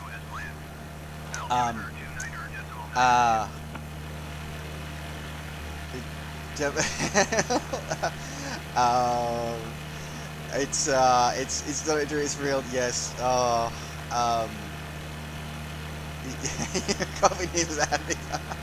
I don't have anything to add to my coffee actually, other than coconut milk at the moment. Jay Shay, thank you. Yeah, I'll just thank you, everybody. You're awesome. Everybody, thank you. Huge, again, just huge shout out to everybody. Everybody. Shout out to my mods as well. Ozwookie especially. Feel free to come by and say hello in our Discord. The link's just been put in the description in the chat there. Come and join the Discord. It's in my about page as well. I'd love to see you guys there. Pay it forward gives has yes. Yep. That's amazing. Pay it forward, absolutely. Whew, okay. Alright. I'd love to, by the way, come back into this sim when Edna starts erupting again. But anyway, so as I was saying before, so in terms of the drone camera, for those who've been using ESP sims and chase playing with the ESP sims for a while, you're probably already familiar with this and this idea. and this is a really powerful tool to be able to do these really beautiful, sort of, you know, epic sweeping pans and stuff like that, you know, moving around. There are a couple of things though that, yeah, as I said, again, it's not perfect. So it's not always as, the speed is a little bit adjustable and the momentum is a little, it's a fix, it's not per axis adjustable. But otherwise, the basic premise of it is still the same and works really, really well. Have to say that it just works really, really well. And again, all those beautiful screenshots that you've been seeing come out from all of the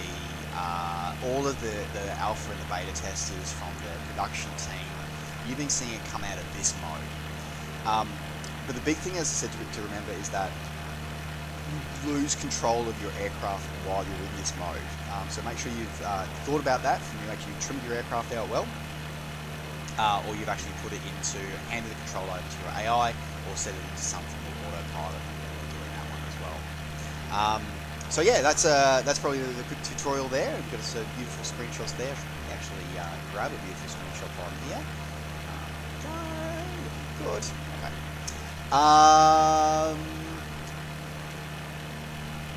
Can we upgrade your versions later on? So that's a really great question.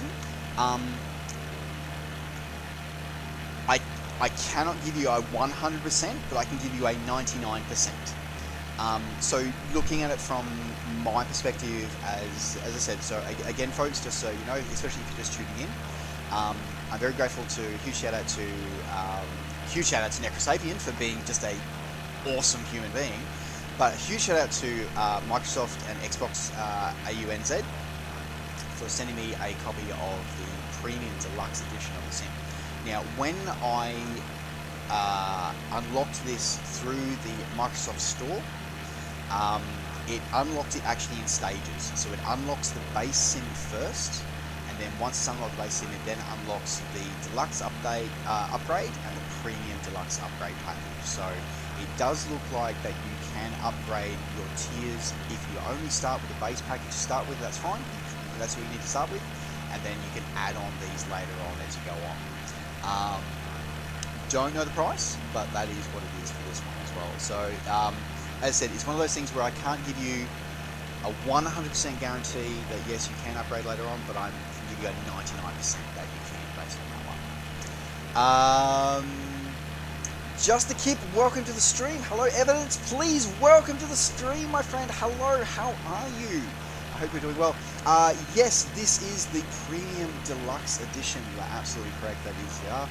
Currently, we are flying a DD-20 in Sicily. I am currently still trying to compose myself after the sub-bomb that Necrosapien dropped. And Oz Flight Simmer is, yes, he is downloading now as well. Diamond 60, DA62 is your favourite. I don't blame it as well. It's awesome. As I said, like, and guys, here's the thing as well, guys. I'm probably going to jump into the airframe because otherwise we're going to end up going off to sea because our AI pilot apparently just wants to fly us off offshore. Now, what's interesting is I think there is an airstrip nearby, so let's have a look. Let me have a look here. This is going to be interesting. Let's go with nearest airports.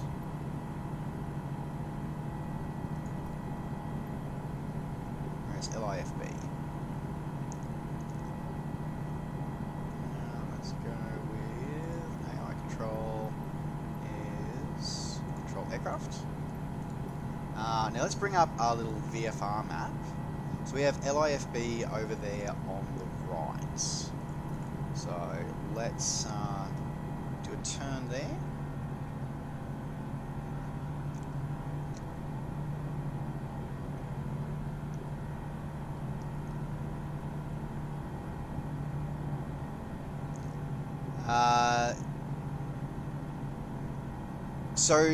What changes are there between the preview build and this build? So already there's been a lot of changes when it comes to the way the controls, the controls page is laid out. So for those who might have tuned in through the start of the stream, or you want to catch this VOD later on, the first sort of half hour or so of the stream is actually me setting up the controls, because literally I finished downloading this about 10 minutes before we went live. So I went through a lot of time of actually sort of setting up my controls. So you'll be able to see that. That's changed. That's been the main thing I've noticed so far. I have seen another bug as well. It's a mixed thing. I think it's a bug. It's one where on smaller, shorter strips you can you may end up. It'll ask you to go to like the way to the end, to taxi to the end of the runway, and then it won't register that you've been to the end of the runway. I still maintain that that's a bug. I may be wrong, of course. Okay, so LIFB. Looking for the strip down there. So this is a strip that I've actually, so this the township down there is one that I've actually got a ferry out of many years ago. Sorry again, just catching up here as well. So thanks for streaming. How you doing? Thank you. I don't want to ruin the fun. Okay, no, I don't blame you at all. So no worries. I will see you soon. Just to keep, yes, I do have the Honeycomb Yoke. Currently, I am flying with the Thrustmaster HOTAS Warthog because this aircraft uses a stick. Though I think on our next aircraft that we take to the skies in tonight, we will pick a Yoke aircraft and use the Honeycomb Yoke. How long did it take for me to download? It took just shy of 5 hours. For me to download, so it was about 4 hours 30 minutes or so, including installation time. So for those who are again asking about the installs as well, so this is interesting. I'm trying to find this strip which is supposed to be here. I think it's it must be a grass strip that we're looking for. I think we're looking for a grass strip. Oh, that's probably it there, I think. So it's a two-part installation. So the first part is the first part of the install is a sort of like a placeholder, like a wrapper. That one's about 150 megabyte. And then it asks you where would you like to download where would you like to install the full sim, and that is just over 95 gigabyte. So the installation and so the minimum hard drive requirement is 150 gig. Now the reason for that is that for streaming data post installation. So we are currently running. That's of course what we are doing tonight as well. We are running. We're doing the streaming data, and there it is. That is the grass strip down there for LIFB. So this is going to be an interesting one. So I'm going to fly over. Now I've got eyes on where the strip is. Should be a good landing tonight. Yes, so as I said, yeah, so it is, as I said, 100. You are looking at about 100 gig of hard drive space required to that, and you can select your own drive or wherever you would like to install it. You don't have to install it on C drive. And again, folks, as I said, so this I'm very grateful once again. Shout out to Xbox AUNZ for supplying me with this build of the release build of the Premium Deluxe version. This is supplied by the Microsoft Store, not via Steam, just for everybody else to know there.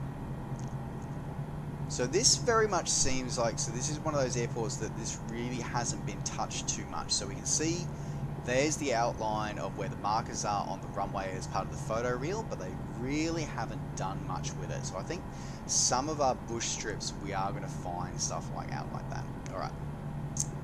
Now I'm going to throttle back on our downwind there.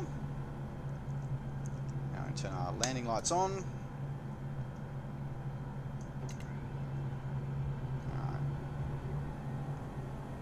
All right, and that lift that we got as the flaps kicked in.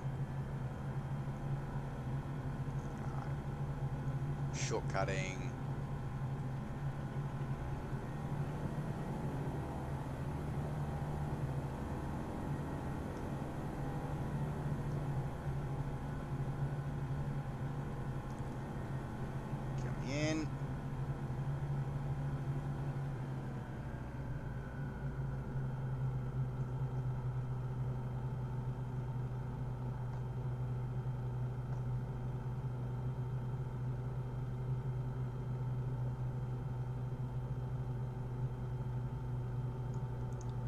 Gently does it. Bit of aero braking.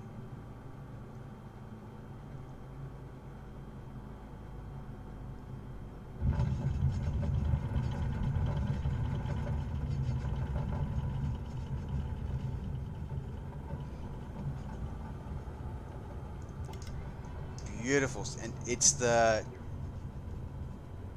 So this is really interesting. I said we didn't plan this, but it's really interesting. So this is you know, this is an airfield that, by the way, I just want to point this out here, that this airstrip is not in the. So a lot of people were sort of saying about, you know, I remember there was a lot of complaint about saying, oh, they're just going to reuse FSX's database and all the rest of it. It's like, no. This airfield we've just landed at, Lima India Foxtrot Bravo, this is not in FSX's database. It's not even in Prepared V5's database, which is more up to date. So this is, you know, a whole new sim territory here. Like the yes, okay, it's not very detailed, I'll give you that, but there's a lot more strips and a lot more airfields have been added in than ever before. Like, they're not kidding when they said 40, you know, nearly 47, you know, was it 37,000 airports? They're not kidding. They really are not kidding. All right, here we go. Let's go here. So in place there, looking good. Park brake is set. Feet off brakes. Prop back there. Mixture off. Alright, and engine 2 off, avionics buses off, alternator battery done, lights all off. There we go. Second flight of the night done. There we go. Okay. Wow. Okay. That was a fascinating trip, guys. That was absolutely fascinating trip, because we got to see. We got to see me lose my composure, but we also got to see some photoreal, and we got to go to an airfield that's off the beaten path. As I said, like, I'm looking here. As I said, on my other monitor, I've got a little nav map here, and it's not in the FSX database or the Prepared V5 database, or even the X-Plane database. So that means that there are, for a lot of. This is probably more for the bush flyers and GA flyers. This is more likely than ever before that the airport that you want to travel to is going to be here in this sim. That just blew my mind. Like, that completely just blew my mind right there. Like, just wow. Just so much wow right there. Okay, sorry, I'm going to have to go back and catch up on all the chat here, guys. So just let me scroll up and have a look through here in the chat here. Okay, so let's have a look here. Yeah, 150 gig. Yeah, so tree heights in the suburbs, they appear too tall. Yeah, that's a good point, Virgil Flyer. The tree heights in the suburbs, because I must admit that was something that I really noticed, especially in the Newcastle video, where we have these, like, you know, 200 feet tall bloody super Amazon trees everywhere. I don't know. I haven't seen them change. I haven't seen them change yet. The ones in Papua New Guinea we saw at the start of the stream probably would have been suitable to be that high, so I guess we'll look for them in the next city we go to, but we didn't see them there in Sicily, so that's a good start. Just to keep you just asking, do I fly IRL? IRL, so I have some time as pilot in command. I've got a couple of hours in Cessna 172s, funnily enough. And I've got some time in a Technam. Funnily enough, the first entry that I have in my logbook as pilot in command is I have 90 minutes in a Pilatus PC-21, and I am not kidding. I count myself extremely blessed and extremely fortunate for that as part of my work, I actually participated in a bit of an experimental program with the idea of taking someone with zero flight experience, using them doing purely synthetic training, so essentially purely simulator training, and to then be able to put them in charge of a multi-million-dollar airplane. That was terrifying, by the way, and also I figured out that that I wasn't ready for 6Gs. I'll tell you that much. But there you go. But yeah, that's my first official entry in my logbook as pilot in command.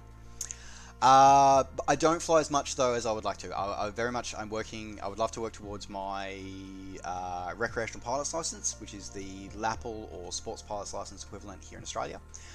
Currently, that's on hold at the moment because I'm still trying to work through getting my family myself and my family on the same continent. But we're getting there. We're getting there. No difference between Steam and MS Store versions. That is absolutely correct, as Wookie has pointed out. Jay Carver 2015, thank you for follow. Welcome to the crew. It was a butter landing. I was impressed. Aero braking, litho braking.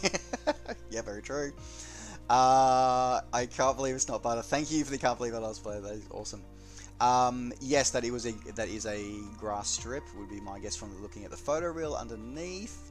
Well, they need about the grass strip. That's why they get pilots like me in for every now and again. We can buzz it all off. All right, so a few more days. We can check this. Let's have a look. How are you moving the camera with the head movements? Right. Okay. So if you're, I think you can see it. Can you see it? Yes. Yeah. So you got this. See this weird contraption I have sitting on the side of my head. So this is a thing called TrackIR. It is for the days prior to VR, when VR was still part of science fiction. It's a small piece. It's a two-piece piece of hardware. There's a small little infrared receiver that's currently sitting above my monitor, and then I've got the Pro clip which sits on the side of my headset. And it does also come with an option you can have a track hat. We put a little clip at the front of like a visor, and it'll track that. Otherwise, it essentially tracks the three reflective infrared LEDs they have built into this. They're powered, and it's picked up by a little transceiver.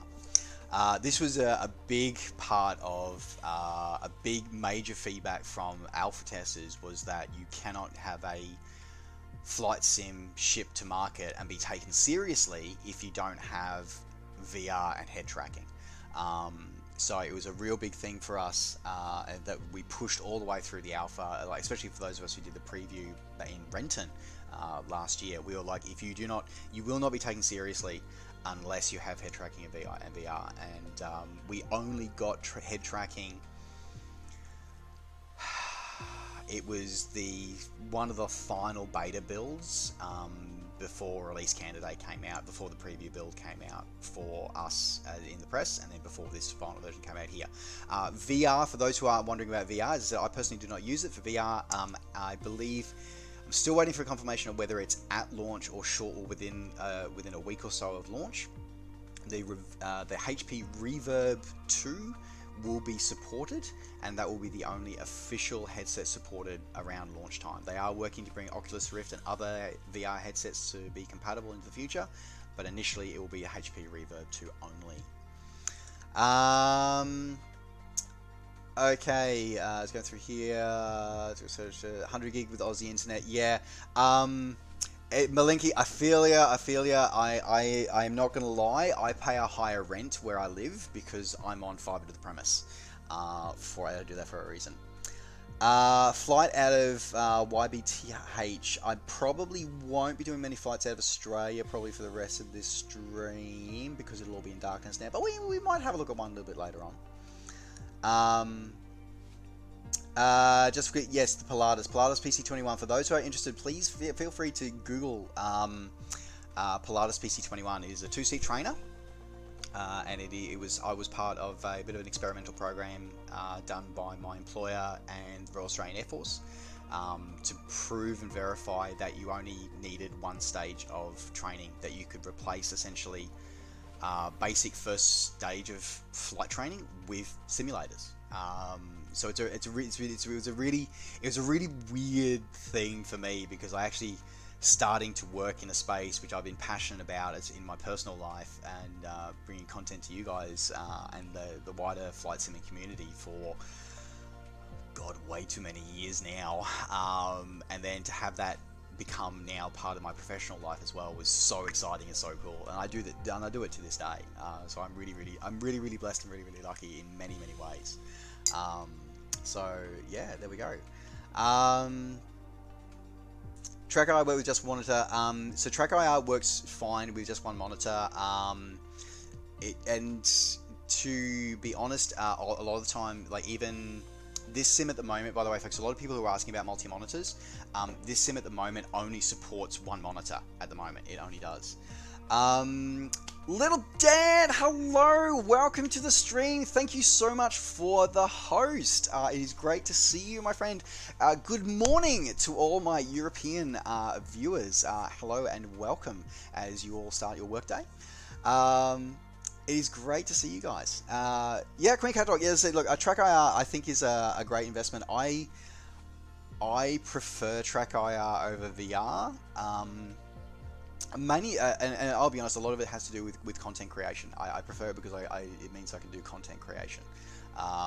So yeah, that's pretty much all I really have to say about that, really.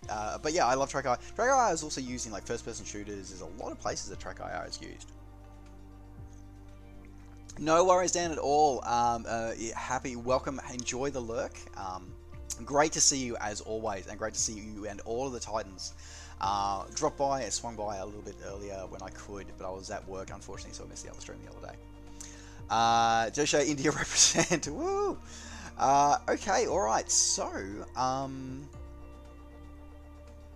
now, I was going to say, we'll do another flight, but it's come to that point where my coffee cup is almost empty, and for those who may have been with perceptive hearing, you would have heard my cats, because I've had at least one of them. Oh, there's one. Can you see him? Is he visible? Better not move my chair because I have hello. Are you come to say hello? Oh, come here. Oh, my chubby little darling. All right, say hello. Mwah. Say hello. So this is Austin. So this is one of my furry co-pilots. So they have come to remind me that it is their dinner time. So we Chonky boy, yes. So TrackIR. So TrackIR as well. It's a good thing for with TrackIR if you're using real hardware. So like real panels, not so much HOTAS. HOTAS's and Yokes, I think you can get away with VR because it's just muscle memory. But if you're using panels or like instrument panels and like GPS panels and things like that, excuse me, then I definitely would recommend TrackIR instead of VR, at least at this time. There are VR headsets coming out, such as the Varjello VR2, which have proper 2K, 1K and 2K cameras on the outside that allow you to actually do a proper mixed reality. But those things are about 5K a piece, so you're probably not going to get one of those. So yes, we'll Austin, and I have Bane behind me. I don't know if you can see him over my shoulder there. He is currently lording it over there behind me on the shoulder. We will take them flying. But first of all, I need to feed them because it's time for them to feed, and I need to fill my coffee cup up. So guys, again, we're going to take a couple of minute break here, and I'm going to go splash some water on my face because Necrosapien, dude, again. Everybody, a huge round of applause to Necrosapien. Thank you so much, dude. You are an absolute legend. I have no words to describe how awesome you are. And alright, I'm gonna go feed my cats. We'll be back in a couple of minutes. We'll see you soon. Alright. One of these days I'm gonna get a stream deck so I can do this a lot more smoothly.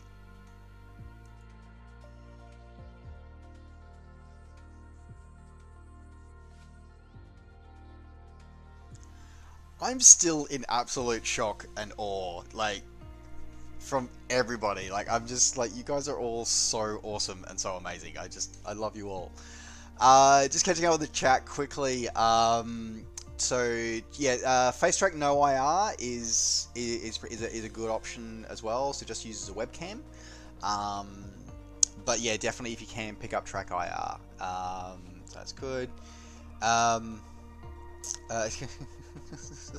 Just really, so, oh, dude, you have no idea how amazing it is. I'll be up all night. They said, yeah, it was fun breaking Novawing 20, Novawing.exe. Dear, oh wow. Oh, Trivico, it's the first time you got on the stream. That is awesome, dude. I was watching your I watched your what was it? It was one of your you were hunting hinds in in F-15s. I think I saw that stream of yours, and that was pretty awesome. I saw that. That was cool. Because you know we got to hunt down those nasty Soviet choppers. We really do. Now, let's have a look. So what I did say is that I think that for this next flight, let's have a look at. We're going to have a look at a couple of. We'll have a look at some of the airports because we are flying the Premium Deluxe version today. So it's probably a good idea that we actually have a look at some of those features that are just in the Premium Deluxe version. So I'm going to have a look at what aircraft are part of that. Dan, thank you for the biddies. Thank you for the biddies. So let's have a look. So Premium Deluxe version, we've got the Cirrus SR22. I thought that was standards, but that's in the Premium Deluxe. Okay, so Cirrus is good. The Citation Longitude, and the Zilm Aviation and the Pipstrel. So the Pipstrel is awesome. Alright, I'm liking the sound of the SR22 then, or the Cessna Citation. That could be good. Okay, so there's a couple of aircraft options. Let's have a look at a airport to go to here.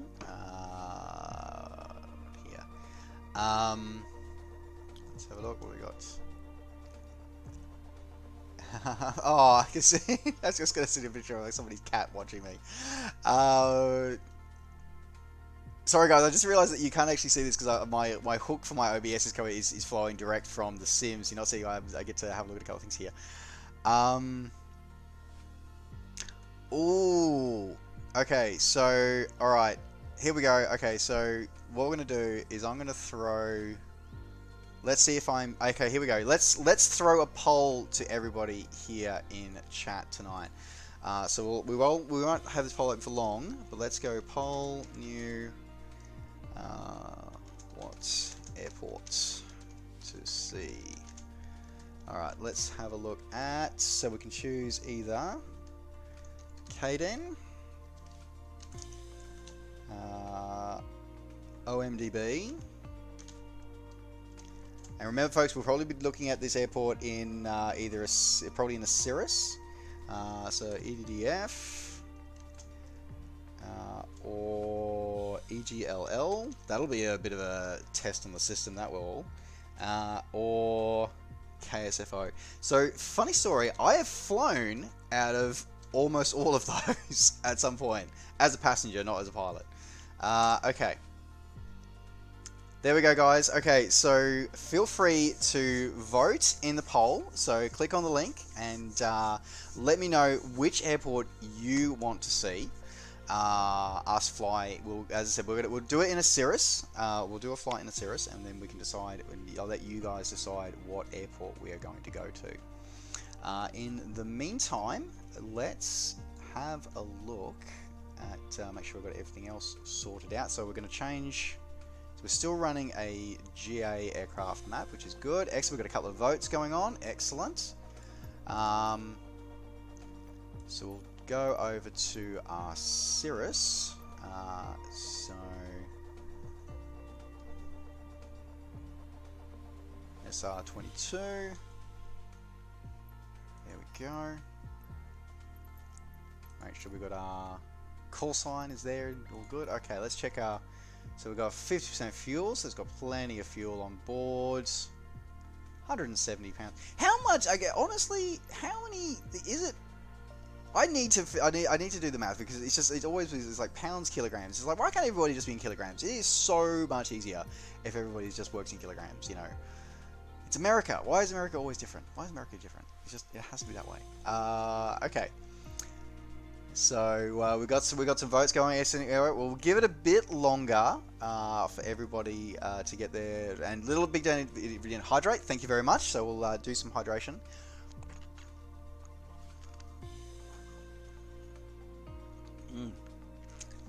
You know, I was thinking about it. Some people have sort of said that a lot of add-on developers are going to struggle, particularly ones that have been for the legacy sims for so long, are going to struggle with the new sim, and I disagree.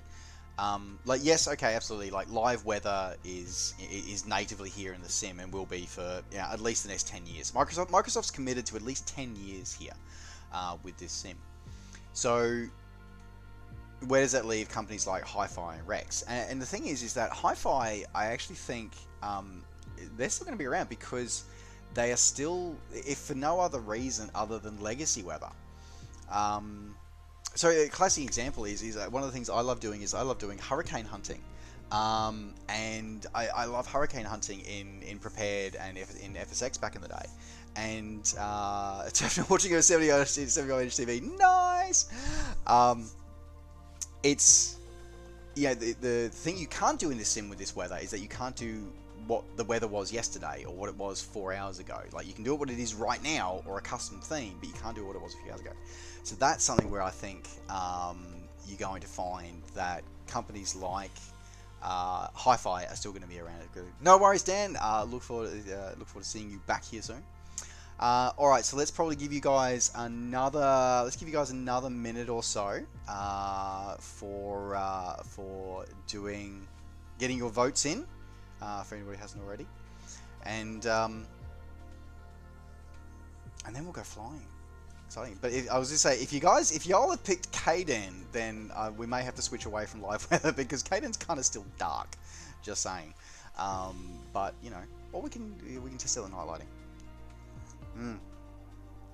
Okay. But just looking at like these weather systems, like this, I love this view. Seeing the day-night Terminator and stuff like that, and seeing everything as live, and also like it's just feels so good, like watching this one. KSFO is winning, is it? Oh, there you go. Okay, so that's KSFO is winning. Okay, all right. Well, if anybody wants to change your vote, wants to register vote, you got about 10 seconds left before I'm gonna pull the results. But it sounds like KSFO is going to be the winner. And here we go. Poll results. KSFO is the winner. Okay, so now we are over on the west coast of the US. KSFO, which should be down here. There we are. Okay, so now do we do a full startup sequence, or do we just we might just well, how about we cheat and we just take off. We just set as our departure. But this gives us a chance now to be able to have a look at this one. So let's go with alright, so let's go with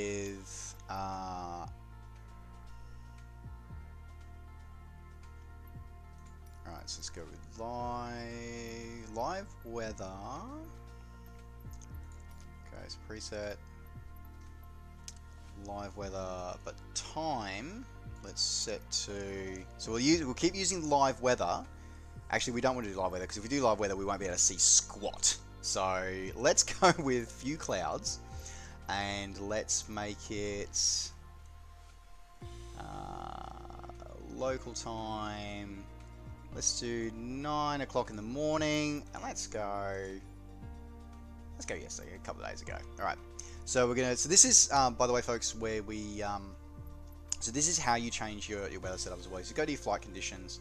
You can sort of presets, obviously the big ones here.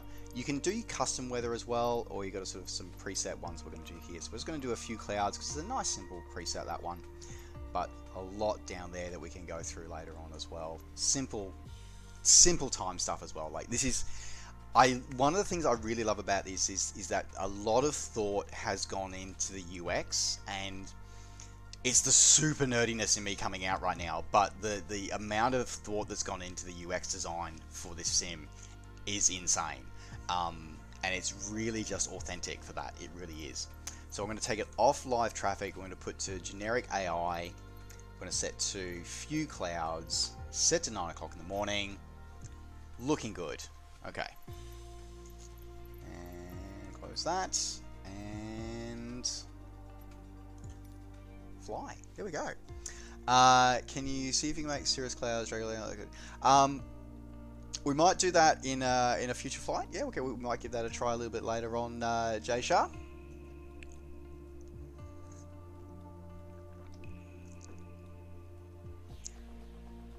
Alright, now I'm going to put my HOTAS off to one side.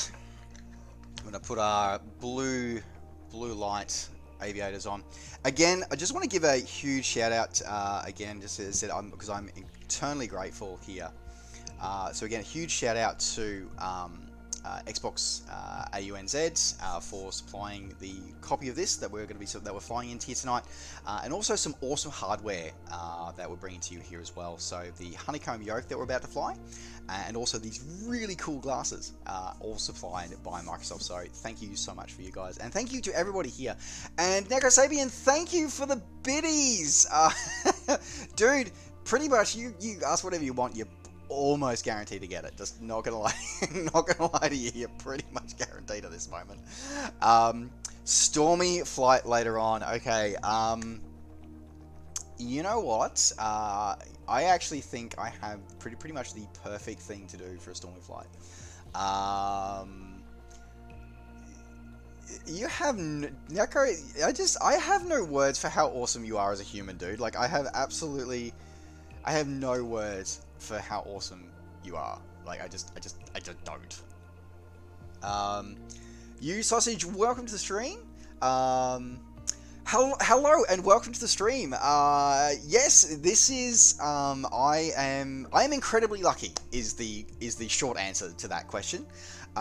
So and with many thanks to Xbox AUNZ and to Asobo Studios, I have been gifted a chance to be able to with Premium Deluxe Edition of the Microsoft Flight Simulator, and I've been given permission to be able to share my experience with it with you guys here tonight and over the weekend. Please make sure that your tray tables and your seats are in the upright position. Buckle in, because we're in for some great flying hours over the next few days, definitely for the next few hours tonight. I know, as I said, I am incredibly blessed. I really am. It's been fun so far. So far we've done some bush flying in Papua New Guinea. So far we've done some flying around Sicily in Italy. Now we are having a look at one of the exclusive ones, and this is actually really interesting because this is a good way to try and break my sim or break my system. So this is a good chance to see how this sim works. So we are here obviously at KSFO, and we are going to be flying in the Cirrus SR-22. So both the airfield we are here at and also the aircraft we are flying, both of these are part of the Premium Deluxe Edition tonight. Now already I can see my sim is definitely feeling the strain as I've come in here.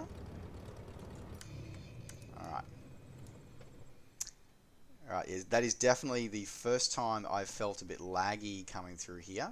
Oh, that was interesting. So because I had my mixture throttled back, my mixture set to 0 from our last shutdown, it's actually dropped my engine. So there we go, that's interesting. Alright.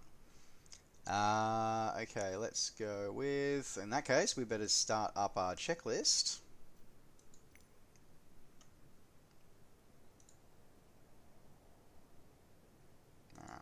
Yeah, check that checklist. Oh, okay. So yeah, this is the first time I've experienced some with the sim for a while, pretty much since the first days of the alpha. Alright, so let's go with, alright, battery switch is set to on.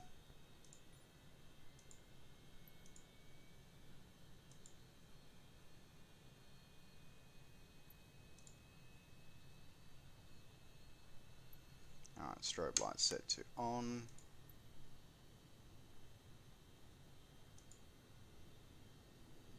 Mixture set to full rich. Power lever full forward.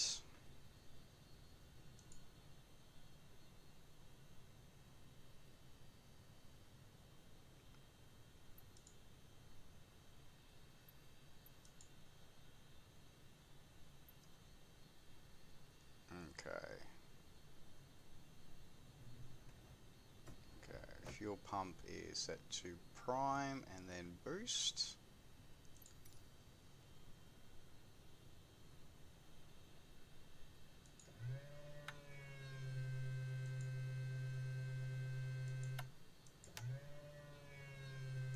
Prime and boost.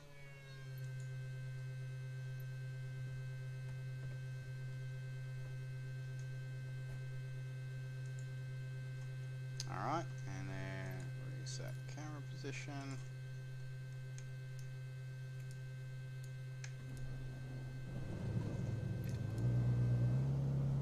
There we go.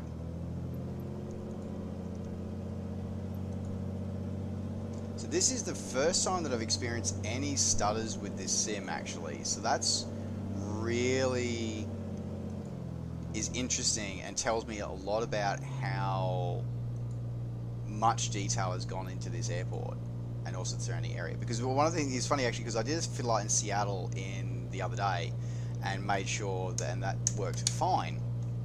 And it was interesting that in this that ran fine. I had some trouble with the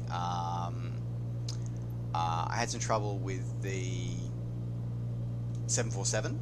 But otherwise, I had no issues. But this is the first time but I haven't actually gone into. We didn't have all of the premium deluxe content installed. But this is the first time I've done this here, and I can actually feel the stutters now. So that's interesting.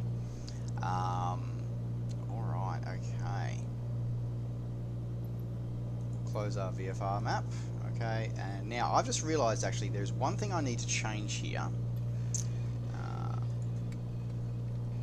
Alright, now I need to go to my controls because I just remembered that with my Warthog, here it is.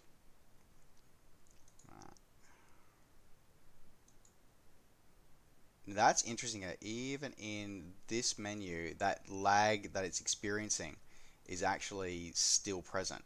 That's interesting. It's really trying to get that data going. All right, let's go to change that to all. Okay, search by name. We want flaps. Okay.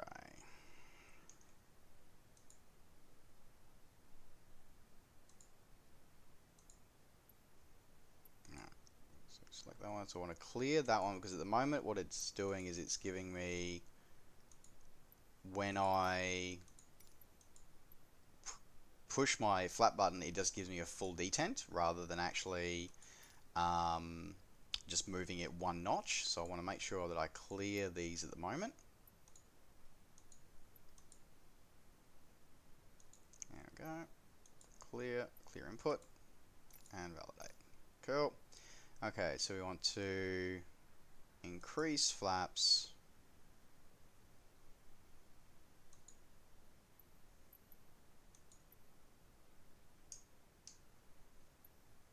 There we go, validate, and decrease flaps.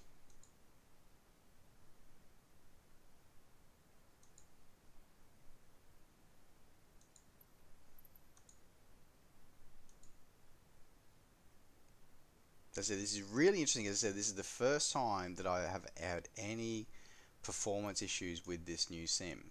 I kind of must admit that I know that KSFO and they were always known as tough areas to work with for the flight sims back in the day. So it doesn't surprise me. Yeah, there's definitely some serious lags coming through here. As I said, it's the first time I've noticed any major lags in this sim. So, all right. Alright, well let's get in the air and see if it improves once we're in the air.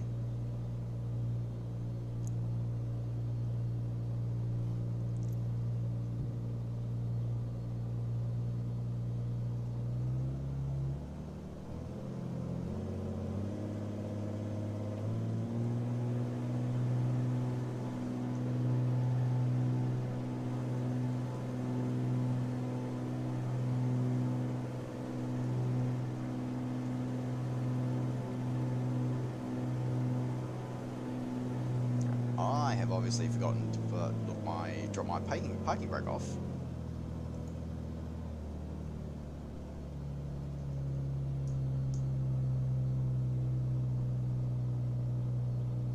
Where is my parking brake?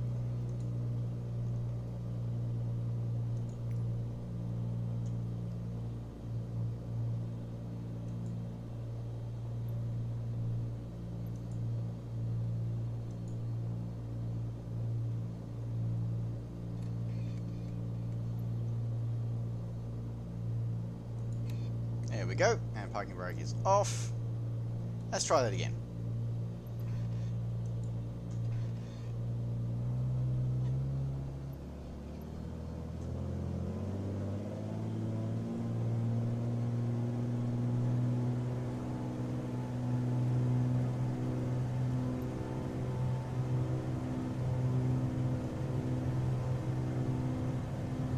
Alright, power up.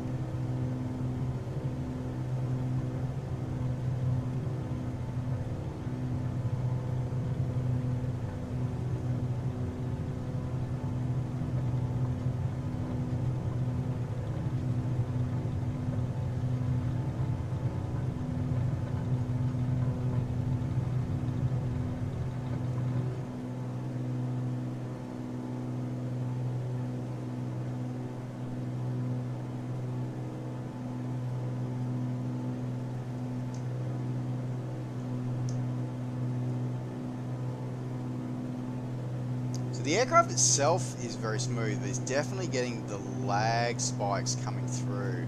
Now the question is that because it's trying to stream data, or is that actually because it's rendering something? So that's the part I'm not sure about and I'm curious about.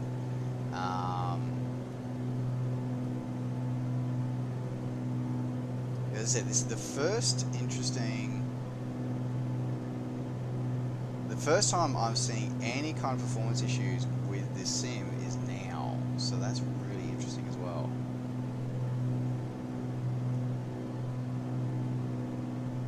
So, yeah, definitely, it is definitely a thing. I think actually we might actually do a sim reset, I think.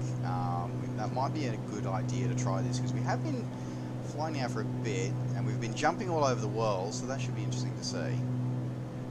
But what we might do is I might see if we can actually fly away from the airport and see if we get see if our frame rate calms down once we get away from the airfield.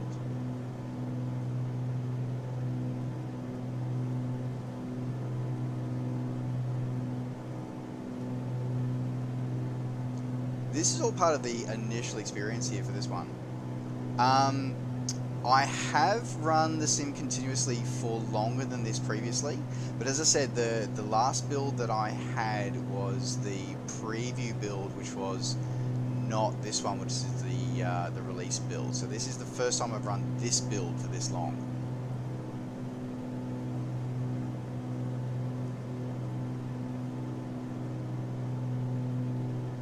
Either way, I think it's kind of fascinating actually. So I'm just looking over here. We've got a, I think that's a DA40 that's sort of at an actual gate. Normally we've got sort of like the Airbuses at all the gates, and then we've got a couple of those here as well. It always fascinated me about KSFO, like when I was routing through there, was the fact that the car park was in the middle of the terminal. Like that was such a, it seemed always such a weird, perplexing place to put a terminal. Like genuinely, I was like, what? Why are you doing that? Alright.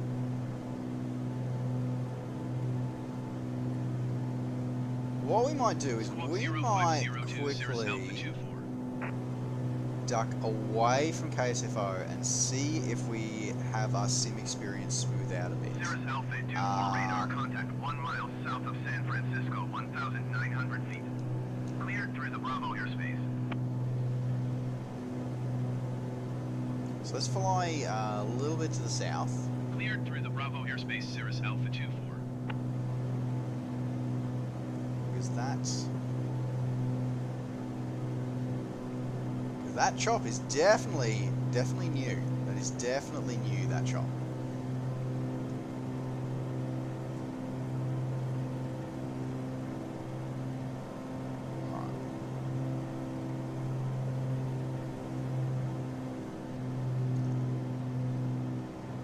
Thank you for the follow, Waffle. Welcome to the crew. All right.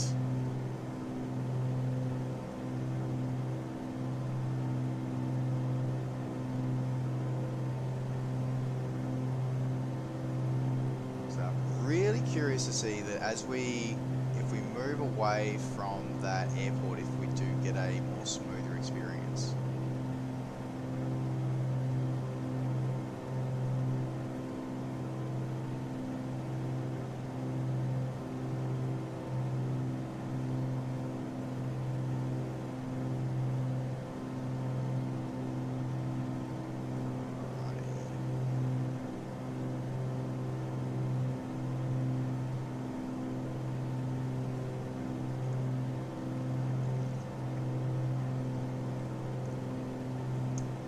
As I said, this is really interesting. As I said, this is part of the whole thing of working with live TV or live streaming, folks, is that you get to see the good and the challenges as well that we're experiencing. As I said, it's going to be very interesting to see as we move out of the area of the airport, if we start finding that the performance increases. It'll be interesting to see. Not confident it gets smoother. Yeah, I'm starting to, as I've already moved a fair way away, I'm also losing my confidence it's going to get better as well. So what we may do is we may do a reset of the sim.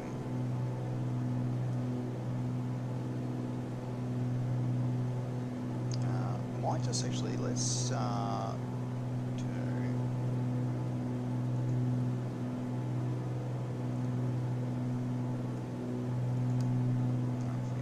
first for a start. Okay, let's do, where are we? Altitude.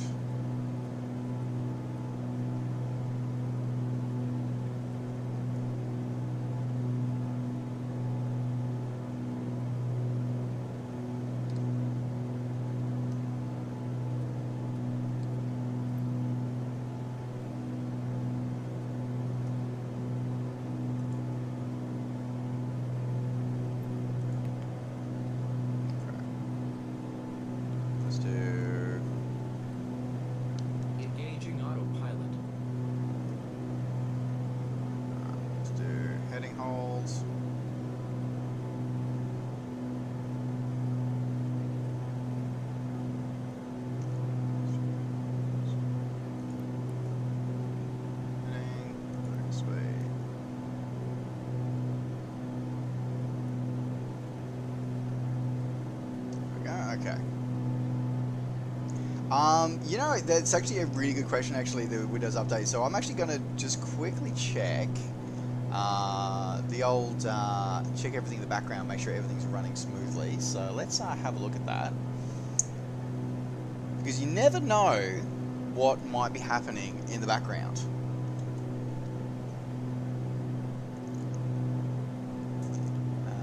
So let's have a look. So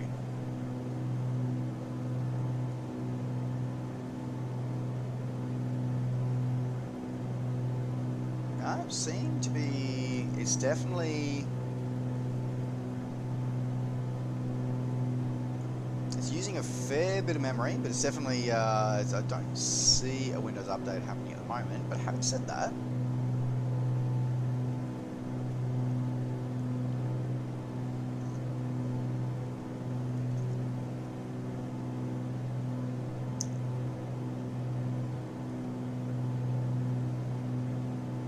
so it's, yeah, we're chewing up the memory. It's definitely making a lot of use of the old graphics card.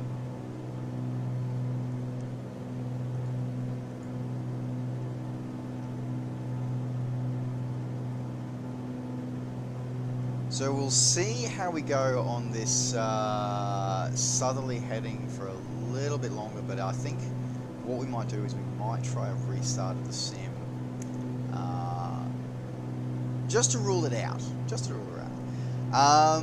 Kvam, welcome to the stream. Happy for you to suggest. We'll see what we can. We'll do our best.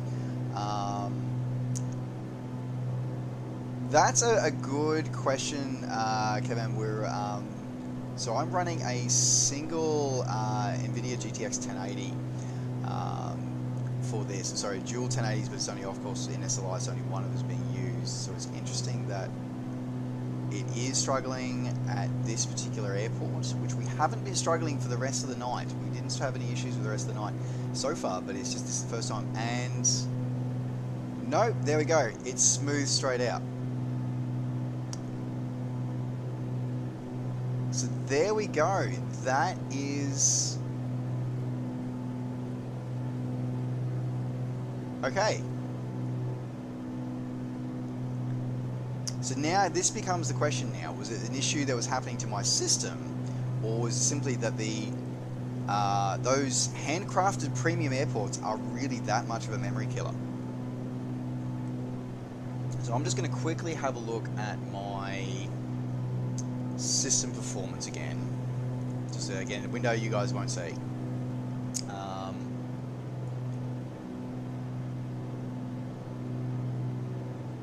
So to give you guys a bit of a notice here, so when it smoothed itself out, it unloaded over a gigabyte out of my RAM. I unloaded 1.2 gig was unloaded out of my RAM.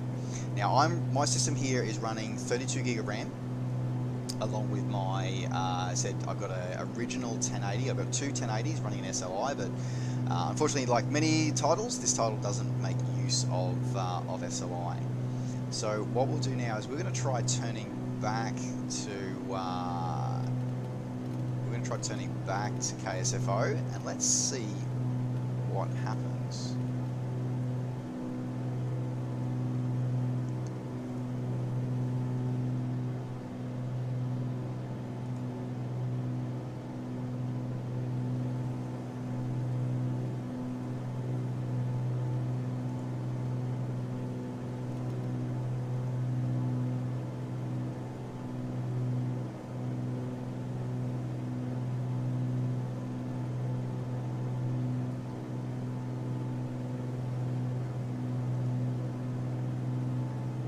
So this has been a really good experiment, folks. So folks, for those of you who have of course been asking and wondering, will it run on your system and stuff like that? So it looks like, that even, I said, my system, i9, 9th gen i9, 32 gig RAM, but with a single 1080. Now my 1080 is a first edition 1080.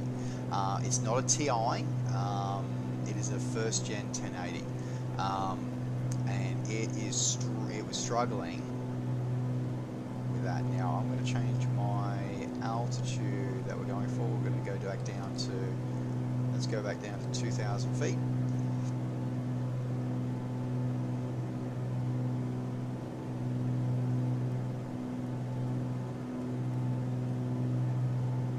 Okay, so we go back down to 2,000 feet, back down to those clouds.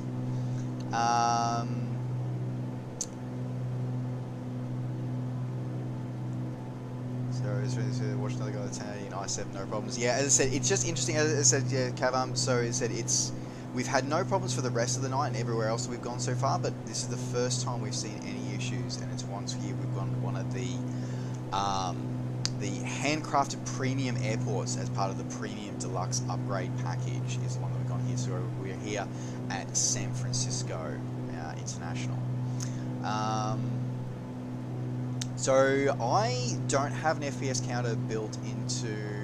So Gordon Gregg, welcome to the stream. I don't have any FPS counter built into my sim reader here, but according to my OBS, it's giving me 60 frames.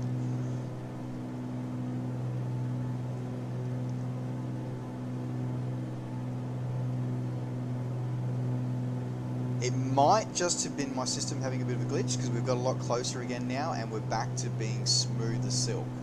So let's see how we go. So Piss Pilot, welcome. So resolution that I'm currently using 1080, 1920 by 1080 is the resolution I'm currently using on a 40-inch LED TV.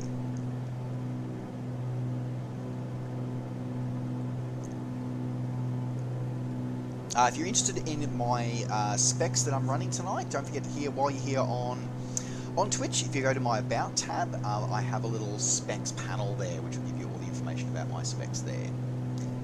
Oh, and there are the stutters starting to come back in. So my guess is it's something about the airport that you load in. Once it loads in the airport, the frame rate there, it is being a bit of a memory hog on that as well. So we are getting some fairly difficult to fly stutters when we are approaching that airfield. I'll still do my best to show it off to you guys tonight, but we might be best off. We might break this demonstration up into two different parts. We might showcase the airplane, or showcase the airport using something smaller like the Cub, so we can get down and show some of the detail, and then we can find out more about the Cirrus at another airport. Thank you, Gordon Gregg. Thank you very much for the follow. Welcome to the crew. Game settings are one step below Ultra on the default for us.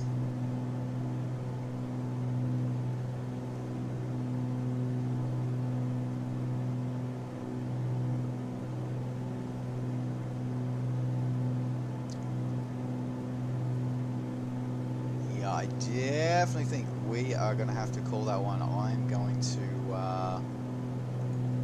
have we're going to turn back. We're going to land at a different airport, I think.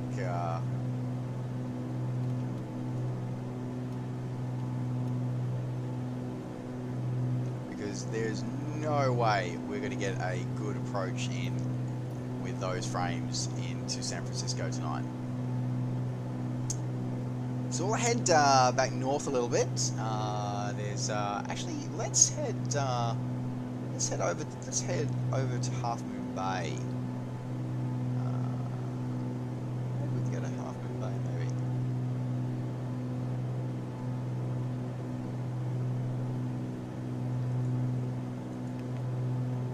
maybe. Oof.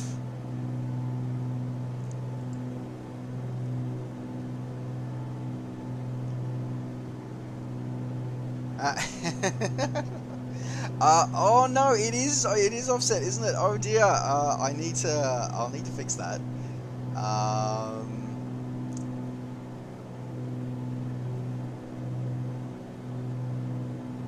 I just noted that. Thank you very much for pointing that out. Actually, you know what? Let me change to that scene. There we go.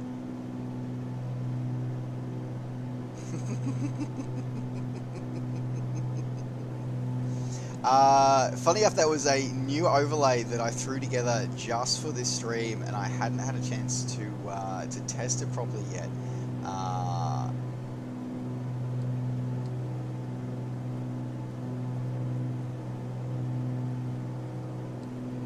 So thank you very much for putting it out. There we go. Thank you, gentlemen, thank you viewers for bringing that up. As I said, this is one of the things I love about our communities as well, is that we're always about. One of the things that we should always aspire to is making sure that we build each other up and we support each other, and when we see things like that, that we help each other and guide each other to the better answer. I'm really sorry, guys, that we're not going to get to showcase that airport off as much as I would like to, but that does, I think, showcase that with these high-quality handcrafted airports, your mileage may vary depending on your system, and I think that very much with Microsoft putting out their 3 sets of system specs, I think that there's a very important reason why they've done that.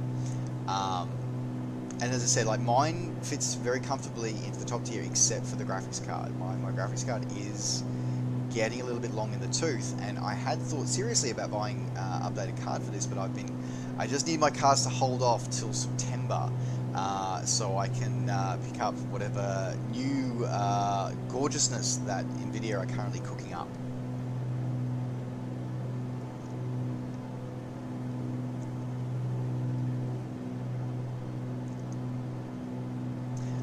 EGNX, we'll look at adding that one to one of our lists. We'll have a look at that one shortly. Now, alright. I must admit though that a lot of the quirks with the autopilot seem to have been fixed so far tonight. We haven't had any major issues with the autopilot so far tonight, which makes a nice change. During many of the stages of the alpha and beta, we've had a lot of issues with autopilot, so it's great to see, so far at least, that seems to be working as advertised.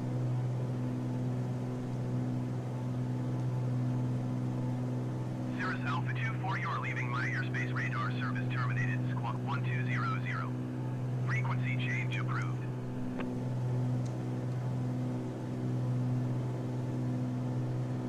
Squawk 1200. Frequency change approved, Cirrus Alpha 24. So I think actually you would be fine because the RTX range handles the way the graphics are being rendered in this sim far better than the old GTX series do. So I think Necro, you'll be fine. Also, just listening to that, guys, I don't know if you noticed that, but one of the things that's modeled in this sim is VHF degradation. So as you're passing over terrain, as you're getting further away from where the transmitter is, you will actually hear VHF broadcast degrade. That's freaking cool. Just have to say that. That is absolutely freaking cool that it does that. Oof. Big oof. Copy, Cirrus Alpha 24.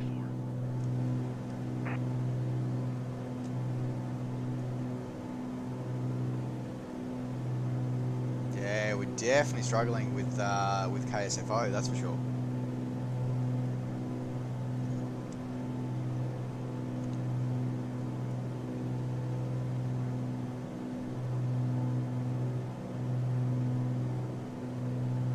What we might do is that we might try, actually, you know what?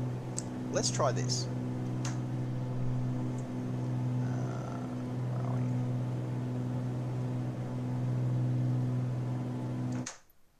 we? Okay. Oof. It's really struggling. Okay, let's have a look. General.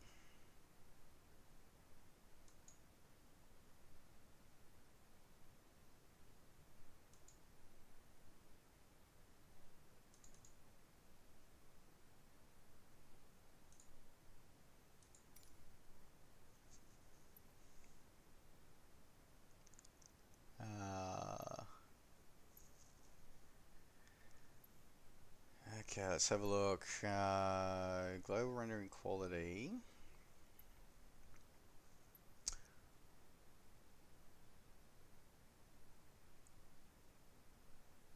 Let's try dropping frame rate limiter down to 30.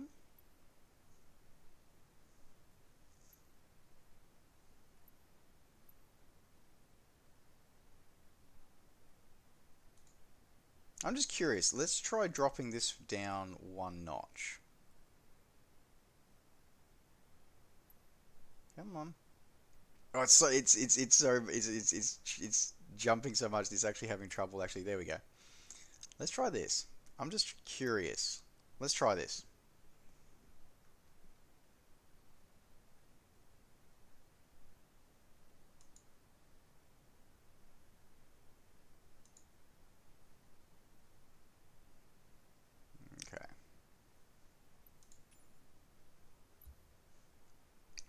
save.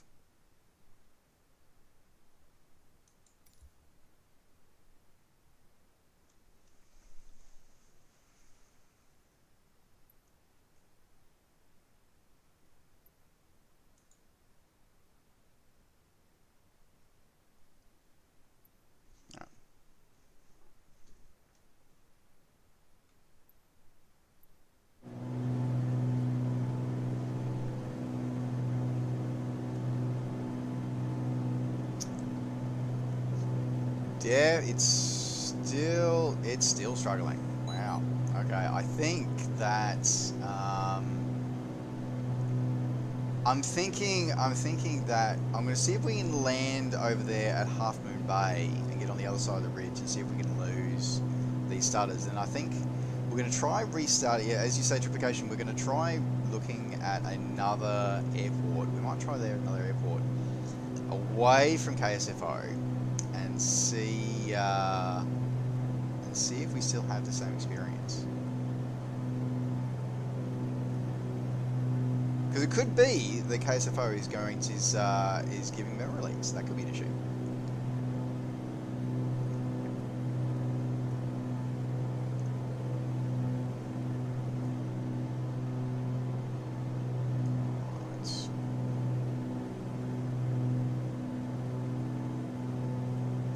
Good and Greg, yeah, we may restart the sim as well, but we did notice before that when we flew a few miles away from KSFO that we did notice that the everything seemed to stabilize again. Interesting.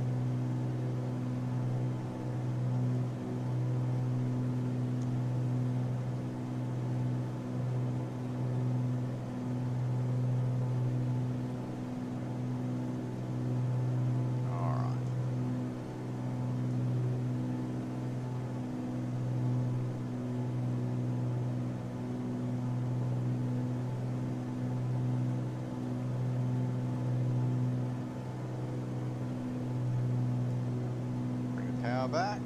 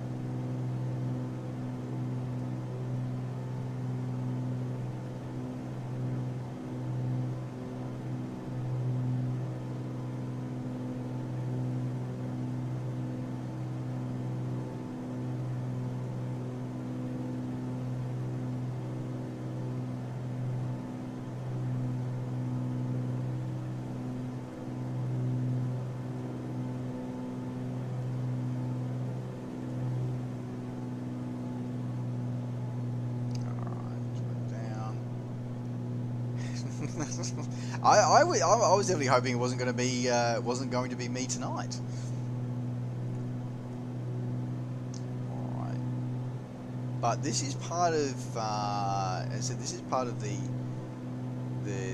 sharing nature of our communities, that we get to share our shared experience, as it were, to help us all decide. And again, it's one of the great things about the way this particular sim is being made available to all of us, is that if we're not sure how it runs, we can actually do things like get the Xbox Game Pass and try it for a month and make sure that it works for what we're after before we commit our money to it long term.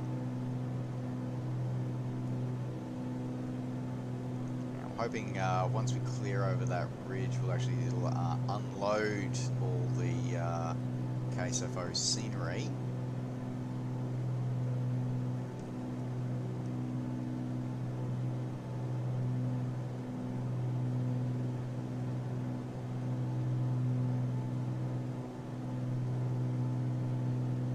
Well, I guess we'll find out, Steve Waffle.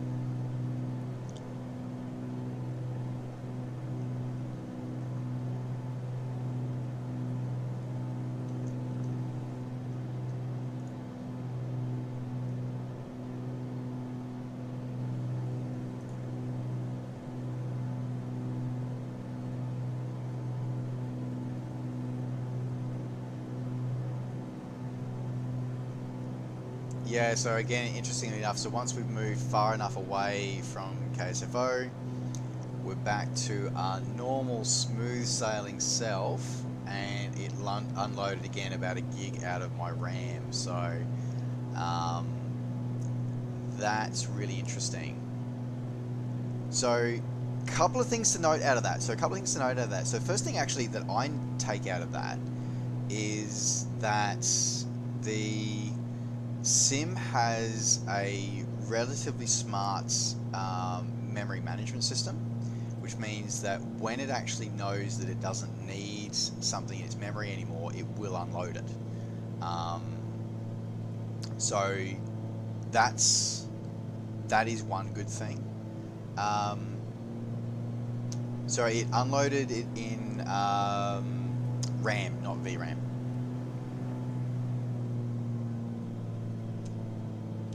I don't have I don't have eyes on a live monitor of my amount of VRAM being used at the moment.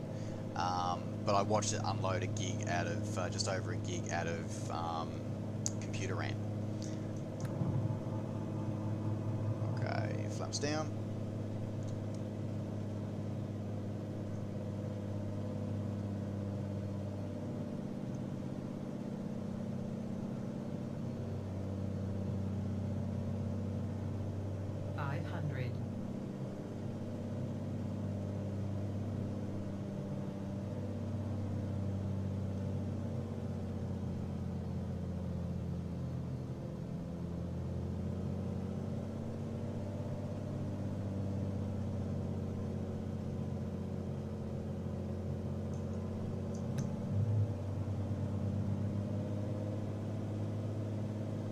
That little bump that you feel actually when you extend the flaps, like that's something that's really, I really appreciate in this sim, is that you get that bump and that lift as you should. Right, slipped a little bit below the glide slope there.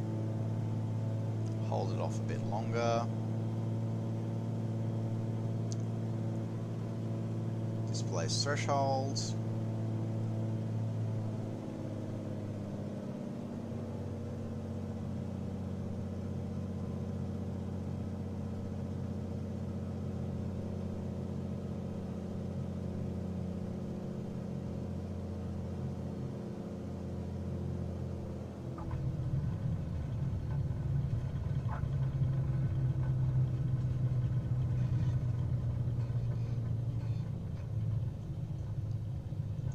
Decent landing in the end. So as I said, it's been, although that wasn't as pretty as I would like it to have been, that was actually really important. I was hoping to showcase you this really amazing sort of handcrafted airport here. But it's really interesting at the end of the day how that all turned out for everybody concerned, because it means that we've all got a little bit of a lesson of, you know, how much the high detailed airports can actually, you know, impact our systems. But as well as that, also the fact that the sim does have some smarts, and again, it, admittedly, you know, prepared is the saying, it has that as well, is that it will unload that content when it doesn't need it anymore. So that is very much positive there. I need to find a way to be able to monitor my VRAM in real time, so I could actually see how much of a VRAM was unloaded once it did drop that. But I think what we might do to be on the safe side is that we might do a sim restart. So we will do that. So yeah, I think we will still do that, just so we can rule that out from any issues. Let's.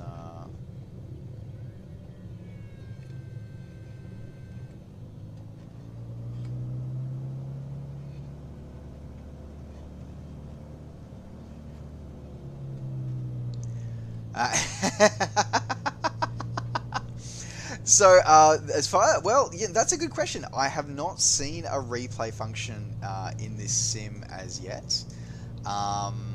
In fact, actually, funnily enough, it's one of the interesting things is that it's one of the things that I lament so far, is that I've gotten so used to Chase Plane with its beautiful cinematic mode. and I miss not having cinematic mode in the sim at the moment. But anyway, there we go. All right, let's duck in here. We'll park coming to a complete stop here.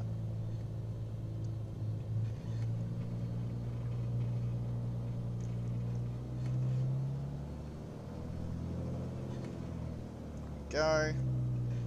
Alright, parking brake is on. Alright, mixture off, prop down, boost is off, avionics is off, beacon, nav, strobe lights off, alternator off,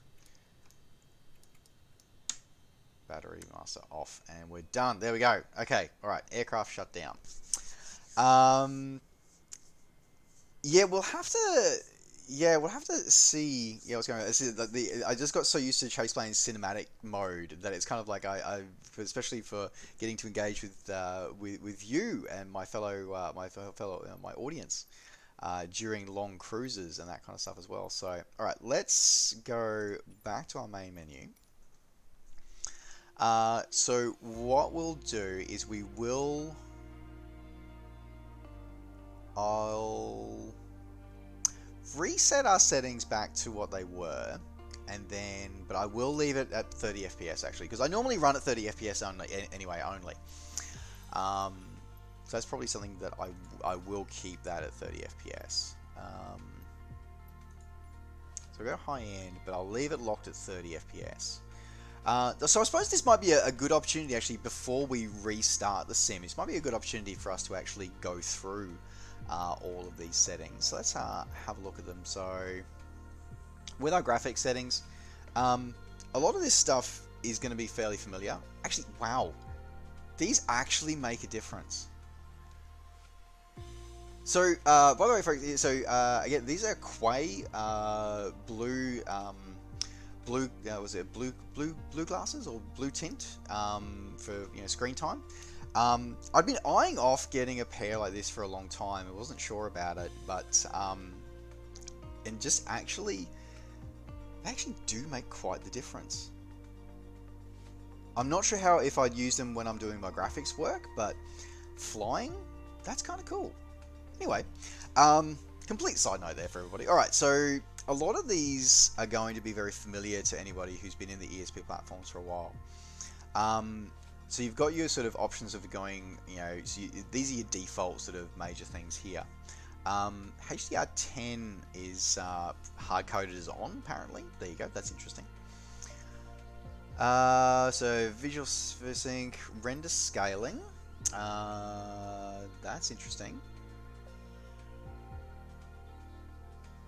Cool, so you can overscale it beyond 100%. Different kind of anti-aliasing formats. So you've still got a lot of control over what you can do. Volumetric crowds, texture resolutions, all high. The water waves, this is something actually we should actually look at showing off in one of these, in an upcoming flight. We might get into one of probably my favorite. Somebody asked before about my favorite aircraft, and I think I have to say it would probably have to be the Icon, because I had when I was a young Warthog, I had dreams of owning my own Icon A5 back when they were first floated and first being experimented with, and the pre-orders for pre-production were first starting to float around. I looked long and hard about buying an Icon A5. I looked long and hard because back then, 150,000 got you a Icon A5 with the ballistic parachute, with the folding wing mechanism, and the trailer to put it onto. So it's that package now, I believe, is 250,000 now. But back when they first was taking pre-orders, there was 150,000 for that full package, and I was like, oh, I didn't have that kind of money, which is basically why I don't have one. But it was nice to dream. It was nice to dream for that one. So sold you on this stuff. Hey, dude, like, it's a bit like I think that this sim is going to be my personal belief is I think so far this sim is pretty much unbeatable when it comes to VFR flying. Much like DCS is unbeatable, I think when it comes to combat sims, this is going to be unbeatable for VFR flying. I think the jury's still going to be out for a while on airliner flying. I think the jury's going to be out still for a while for that one. But yeah, I definitely think for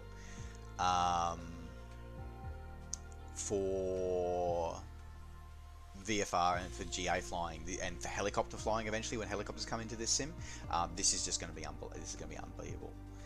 Okay, so we got lots of things. Just so much of this stuff here is just amazing and awesome to see. This is interesting here as well. So that one. So this is the setting you do if you just want to have a generic representation of a fellow simmer in the game. You just use the generic one, or you can see exactly what they're flying, which is kind of cool. Okay, so A5 is an awesome plane. Oh, dude, like it's so awesome. It's one of the few things that there was a photo of me from Renton with me standing in front of one. And it was just an awesome experience. I've never been able to sit in one. So I'm insanely jealous of you, Necro, for having got time in one. That's awesome. Great says you gotta have an amazing computer. Well, as you said, yeah. As we just saw Igor 09. By the way, welcome to the stream.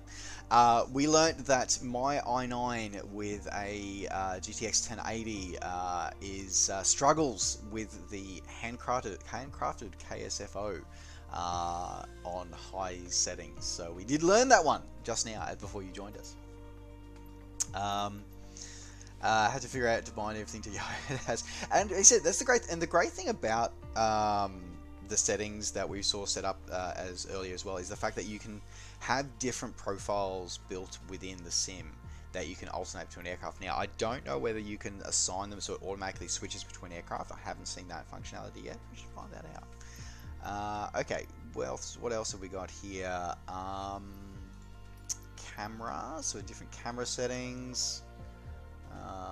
Fairly standard stuff.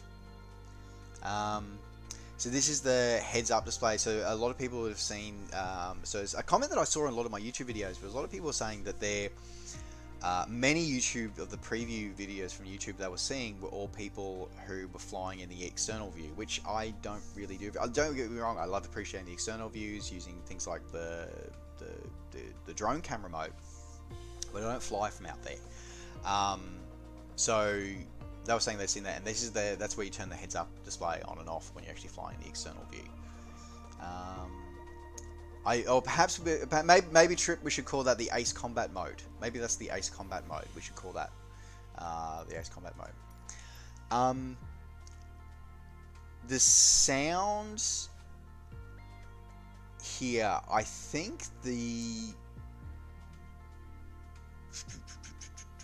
oh, here we go. Okay, this is new. This wasn't in the preview build.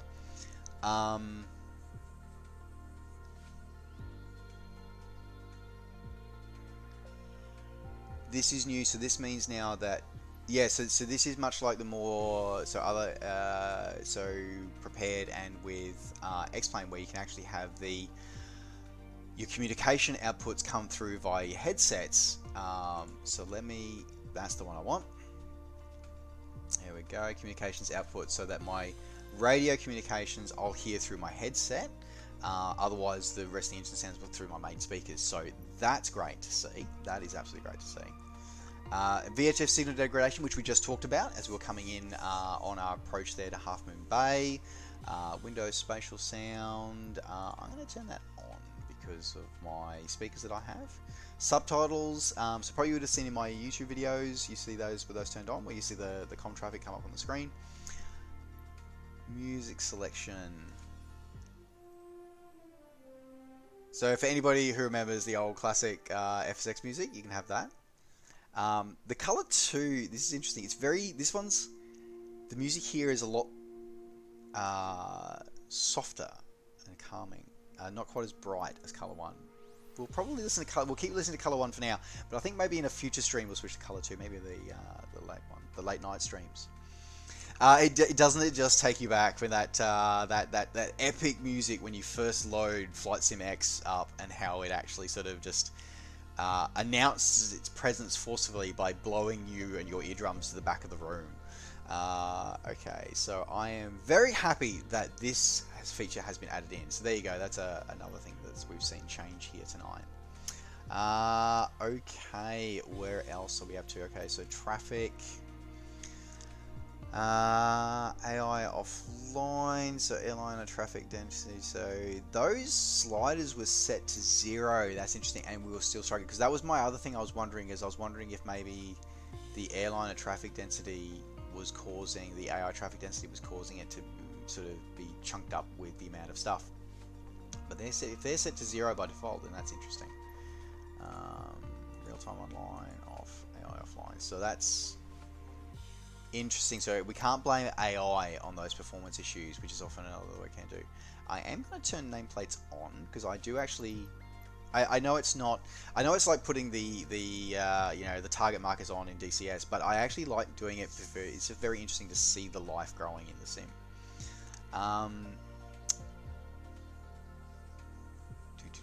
Now these I am going to turn down, because these last 3 settings are very much legacy settings from our previous flight sims. So I'm going to drop those down to probably around about 10% for the leisure boats. Let's do about 20% for the road vehicles, and probably around about 30% for ships and ferries. Let's do that. Flying over Auckland, New Zealand. We will possibly Bendy Sun 787. We may do that. At the moment, I'm probably focusing on a few of the more areas that are. Well, I suppose we illuminated KSFO, so we'll have a look. I do want to try another one of the high definition airports shortly, so we might hold fire on Auckland for now, but we may revisit it in later. If not in this stream, then in a future stream. Neko turned off the boat and car traffic and see okay. So I'm thinking that myself. As I said, I'm thinking that's why I'm toning these down and seeing if that does help at all. YSS White, yes, that is one of the top tier airports that we may look at. Okay, so this one's a big one for everybody who's been asking about it. So there we go. So basically we have used, so and so guys, so this is literally just from today's data consumption, by the way, here. So far in the time we've been streaming tonight, which has been, I think about, what was it, 3.5, 4 hours so far we've been streaming tonight, we have used just shy of 1 gig of data. So if you're wondering about how much data you're going to use with streaming the live data, there you go.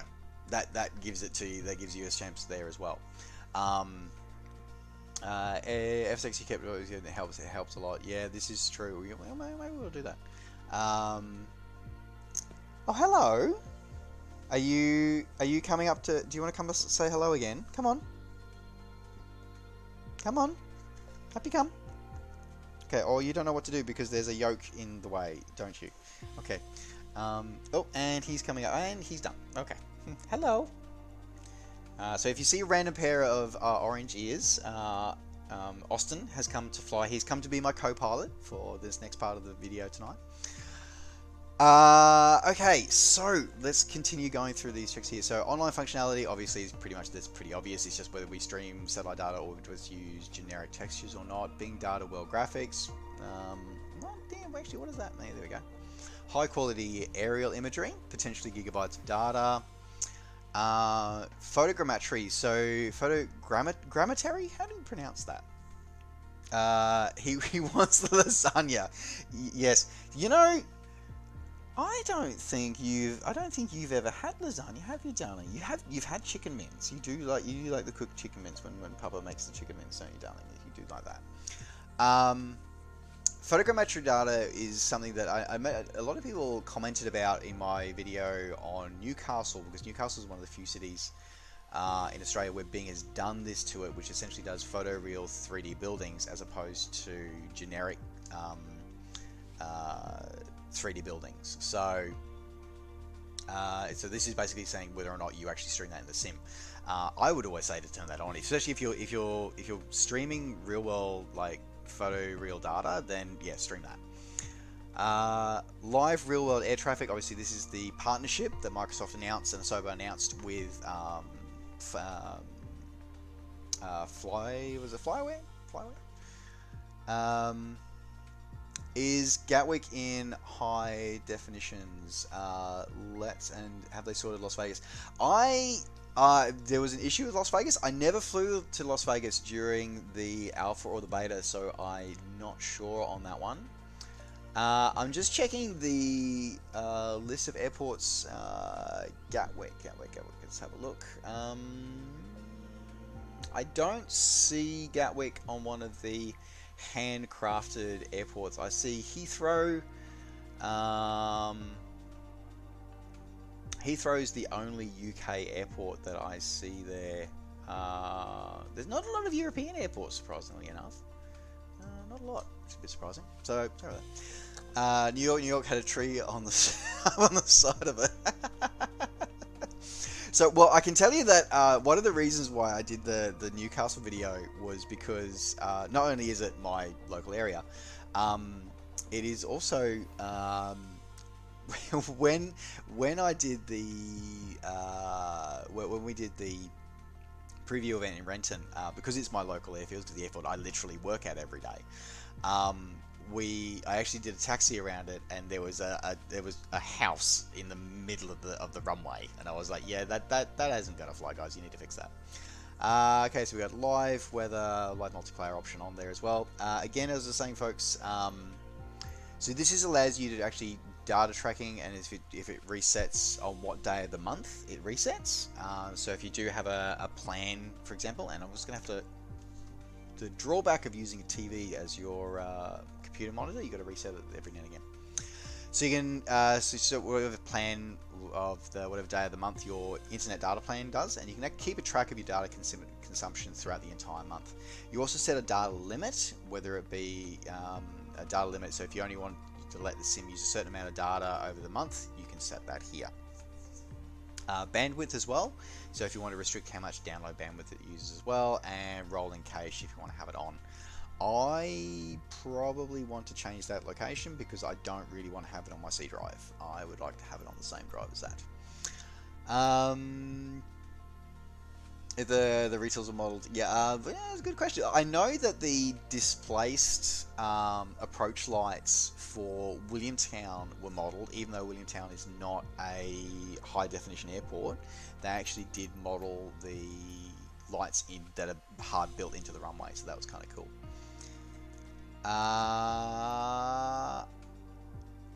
Okay, cool.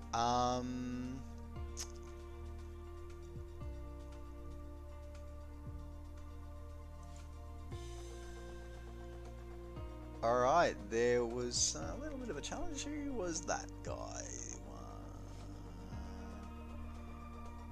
It looks like they've already removed themselves. Excellent. Okay, good to know. Sorry, so Vergifly, Nobby's Beach, looks like Tyler was never seen it that far. Yeah, it's that was interesting with that one. So, Now this flight model, why you would change it away from the modern flight model, I honestly do not know. So I'm just going to leave it at that. I'm just going to leave that one and move on.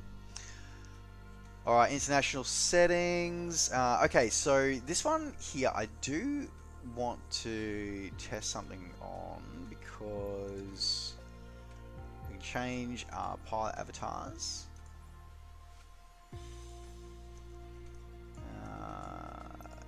Yeah, I'd like to be able to actually move the 3D model. That would have been nice.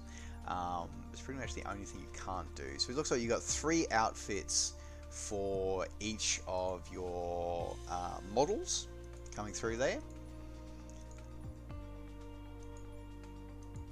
I'm looking forward to being able to change the to be able to do things like change the hairstyles. I know it always sounds a bit petty, but yeah, I'm really looking forward to actually doing that. So I'm going to use pilot. So do we pilot 17? So we'll keep going. What else we got? So it looks. There we go. So it looks like, yeah, we've got a few pilots to choose from. So use pilot 1. And if I co-pilot, I'm going to use... Who should we use? That's pilot 6. Pilot 6 can be after. We do need a purple hat avatar. Absolutely, we need to have a purple hat avatar. We do. Kinsane. It is not. So the sim is not out in full as yet. So, however, what you are looking at is we are flying in the release version of the Premium Deluxe Edition of Microsoft Flight Simulator.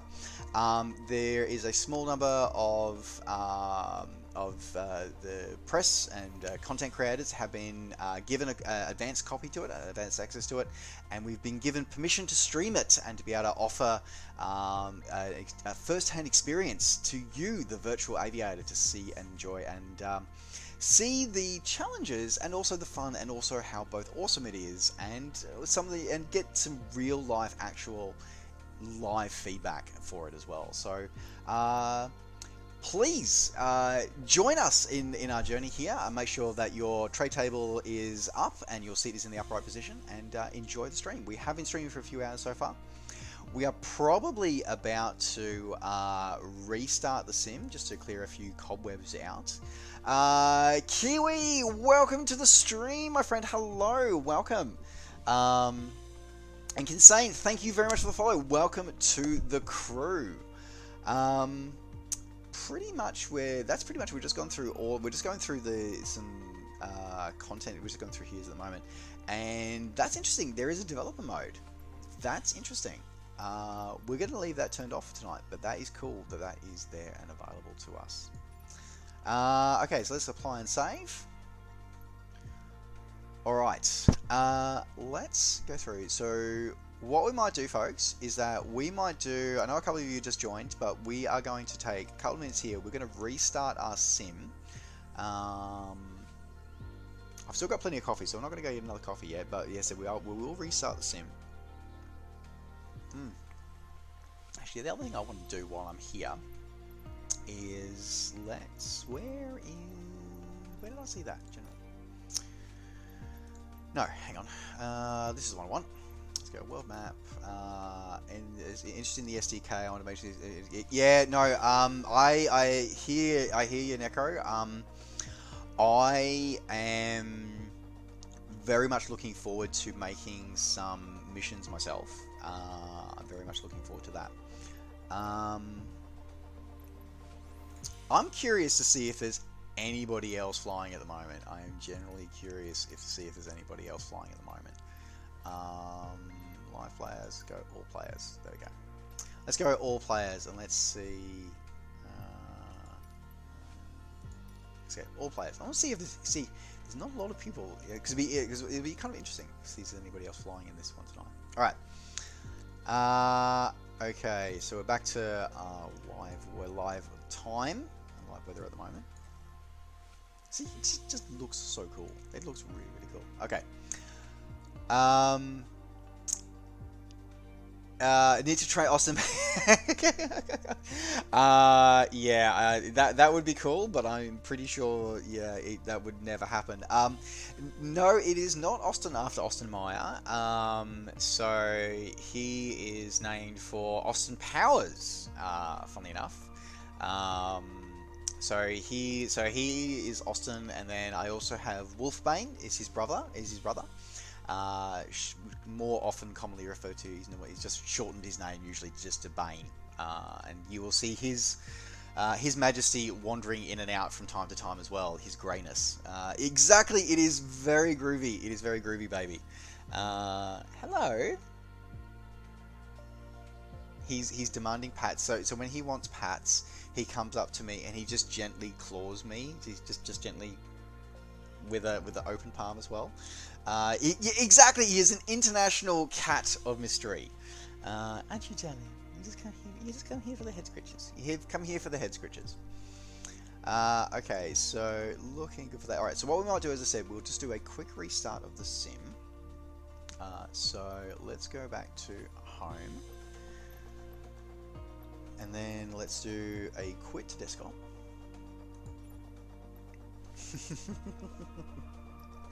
Yeah, funny enough, so I got Austin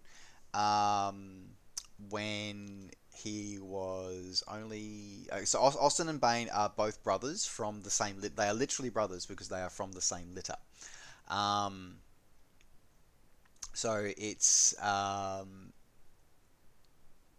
really kind of cool. So I got we got them at the time. My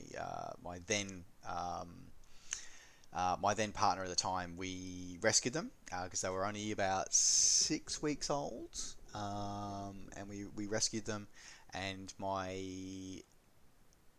Austin was technically my cat, and Bane was technically her cat.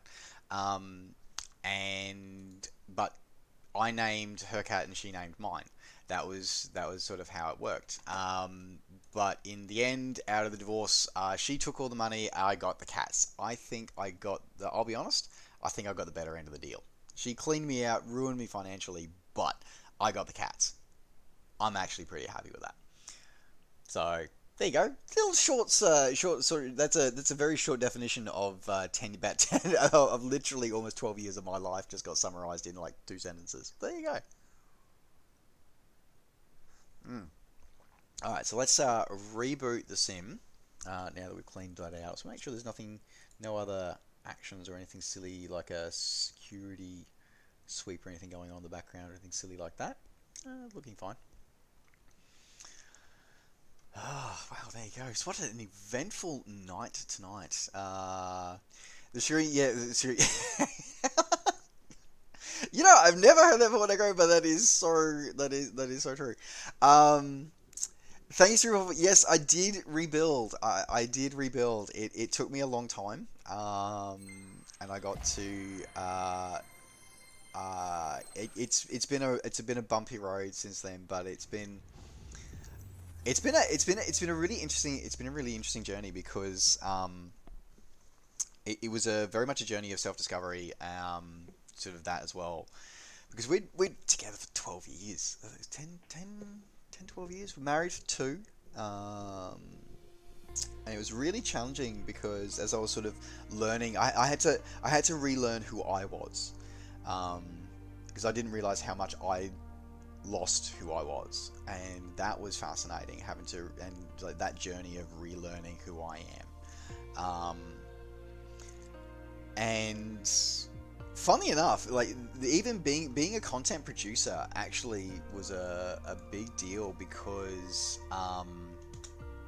for me, because it was part of how I managed because I didn't realize at the time, but when I was married, when I was in that relationship, I was very depressed. I didn't really realize it at the time, and I see it now in hindsight. And actually, funny enough, being a content creator was actually part of that. It was part of how I managed my mental health, because I found that I love being able to share experiences and connect with people, and so y'all ended up getting, and I had to teach myself new skills. So I taught myself new skills of how to repaint airplanes, how to repaint pretend airplanes, and then how to make videos. And that's how my YouTube channel got started. My YouTube channel got started literally because it was like, I need a new skill set, or I am going to do something permanent, or I'm going to make a permanent and do a permanent solution to something. So yeah, I taught myself how to make videos, and I still have my first video I ever published to YouTube is still on my YouTube channel to this day. There is very little that I have deleted. I think the only thing I've deleted were things that my ex-wife were featured in. I removed those, and that's it.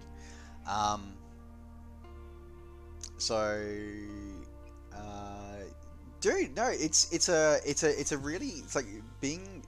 This is the thing, is that being creative and putting yourself out there is a great way to actually grow as an individual. That whole thing about public speaking is people who do a very good public speaking, not necessarily, you know, the happiest people, but it's because they have to they do this because they want to challenge themselves and grow, and it's a great way to do it. Not for everybody, so there you go. That is the Sydney Harbour Bridge in the game? That's a really good question. Let's find out. Let's find out. So okay, so first off, Sydney is another one of those high quality airports. So let's see how that airport got. So I apologize, my watch is just buzzing there. Okay, so let's have a look at, let's go through here, world map. So let's change to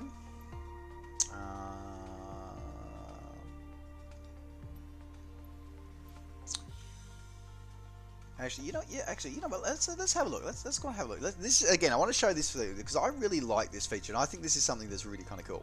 Go to the hangar. Let's have a look at what am I thinking of? I'm thinking.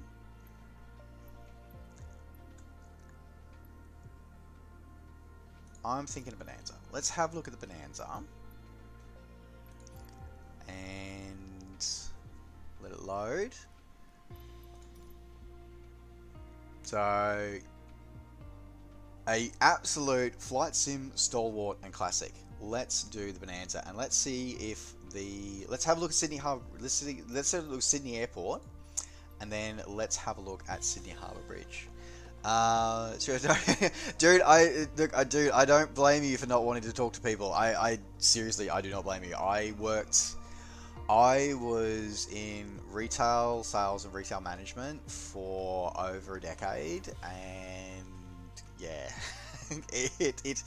I saw so many things. It's kind of, and people sometimes amaze me. They amaze me, and can I just say this whole everything's happened over the last 8 months has also continued to amaze me as well. All right, okay, so let's do this now. We're gonna have to not do this we're not gonna do this at night. So we're gonna go to all players. Let's do AI. Let's do clear skies. And then let's go down to Sydney.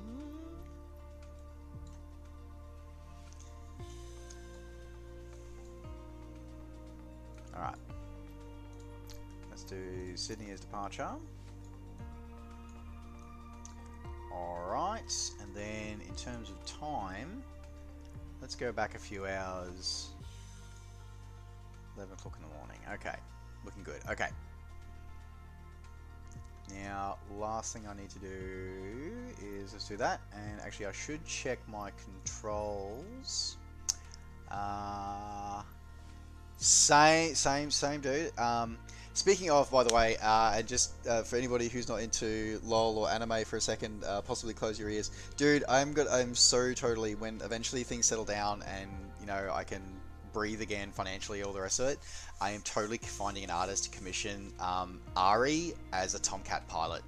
Just saying. That's a thing. That's a thing I'm going to be doing. I'm going to commission a piece. I'm going to find an artist to commission to do Ari as a Tomcat pilot. So if you know one, let me know. That'll be awesome. Okay. Anyway, back to back to flight simming now. Okay, so let's go over to, where do we go to? We want to go to. Now that's really cool because this is something that has changed from the preview build. Is that it remembers the last profile that I'd set for my for my setting here. So that is cool. Because previously it would just roll it back to default and you have to change it again. So that is awesome. I'm really happy about that. That's cool. Now what I need to do here, because otherwise it's going to hit somebody's OCD shortly. Kinsan, your cat's name is Ari. Ah, woo! So okay. So again, deviating away from flight sim for a minute. Not going to lie. completely happy to own this one. Is I play Ari on LOL purely because I saw the Popstars video. That's it. And I bought the skin. I will own that. I will happily own that. I'm just going to quickly do this because I know this is bugging members of my audience. Let's have a look at. I'm just going to move that. There we go. Does that fix the OCD people that were saying before of my menu thing? I just want to check they fixed the OCD. That's how you got to log. I swear, though, like tiny bit more to the right. Okay. There we go. I'm not going to lie. I think that Riot Games, that is the best marketing I have ever seen. Just make some really cool animated pop music videos. You will get so many people into it. It's not funny. Like, that is so cool and so awesome. Alright, let's see how this goes. Now remember, folks, as I said, we haven't restarted the computer, but we've restarted the sim, so it'll be interesting to see. Now, I flew out of Sydney in bad weather, but I flew out of it in the standard edition, not premium deluxe. So this is now adding in the premium deluxe content and the handcrafted nature of the airport. So let's see how this hits the frame rates. That could be interesting. As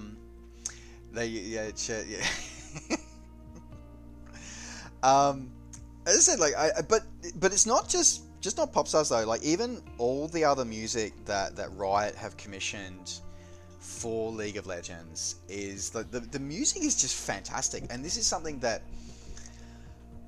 is underestimated in all gaming, is the power that the soundtrack has. And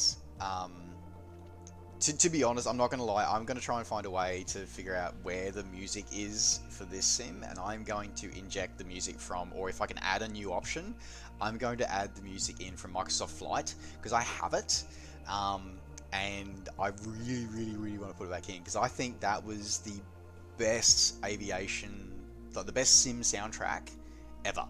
And I think that's maybe why I connect so much with this soundtrack, because if it's not the same artist, they've definitely taken a lot of inspiration from it. A lot of the cadence of the music and the flow of it very much connects very much like Flight did.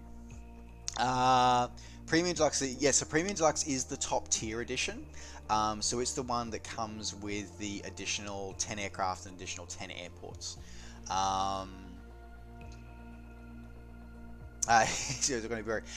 Look, I definitely say that, guys, and to answer the question, as I said, it's the question's popped up a few times already tonight, about can you buy it and upgrade later on. Sydney Tower Beechcraft Alpha Sierra X-Ray Golf at runway 34 left, ready for takeoff, departing straight out. Okay, so we've got a couple of stutters, but nowhere near the Beechcraft stutters that we Alpha Sierra had X-Ray Golf cleared for takeoff, runway previously, 34 so left, that's straight out, looking a good departure start. approved. Alright. Cleared for takeoff, runway 34 left, Beechcraft Sierra X-Ray Golf. Alright. So we are definitely still getting a few stutters, but it's not as bad as we saw. So let's see how it is once we get into the aircraft. Alright, here we go.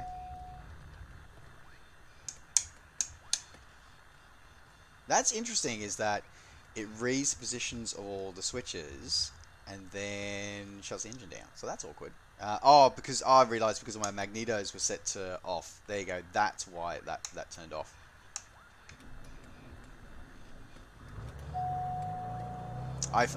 Before I unpaused it, I did make sure everything else was done except for my magnetos. I didn't turn my magnetos right off. Okay. Alright, so toggle yoke visibility. Where is my pitot heat? Which should be there. Prop de-ice is on. Beacons lights are all on. Good to go. Alright. Now, where is my parking brake? Where is parking brake on this aircraft? I can try to remember now.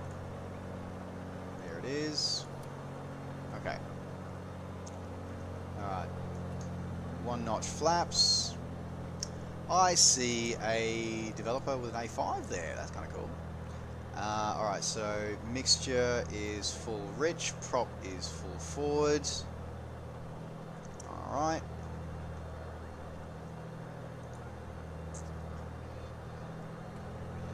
Brakes off.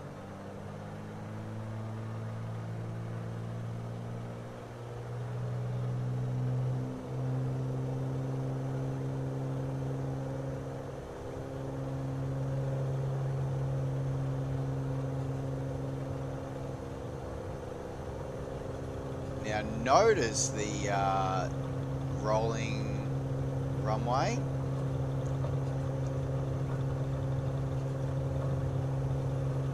Alright, he's back. Gear up.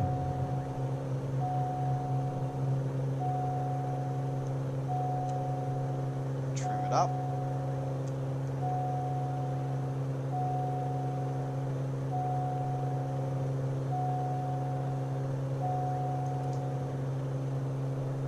Flaps up. A bit of a sink as we're climbing as well.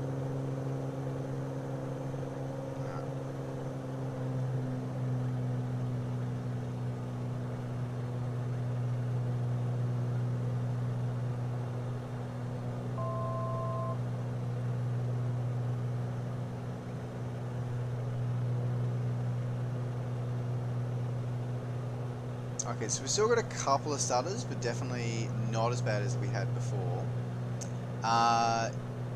It does look like, yeah, the voice pack. So interesting that you mentioned this is a monotone American voice. So yeah, it does, at the moment, for the English version at least, it appears to only use the American language pack.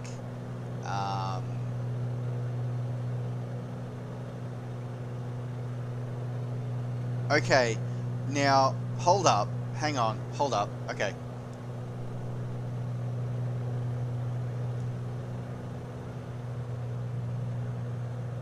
Is that actually a united tail I'm seeing there?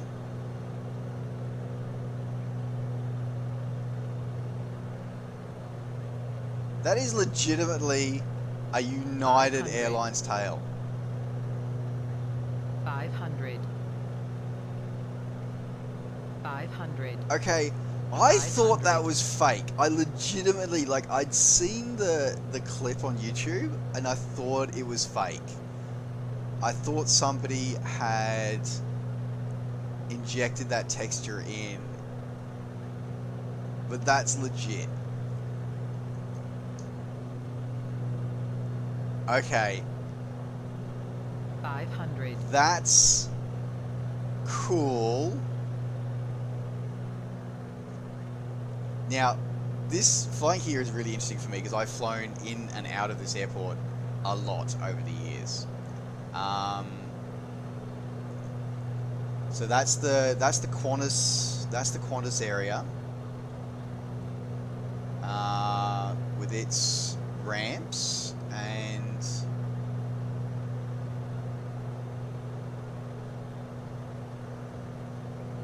so I just want to.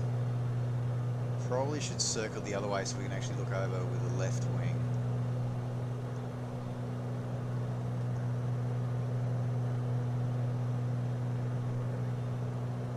Let me reverse the turn here. Alright, so yeah, as I said before, like we are getting a few stutters, but definitely not as many as we got over at KSFO. And remember, we went back to the high settings as well, guys. Like we didn't, we capped our FPS at 30 rather than 60.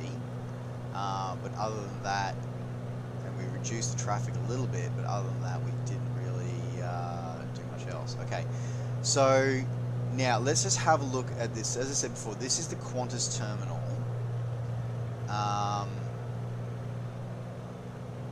So that far hangar.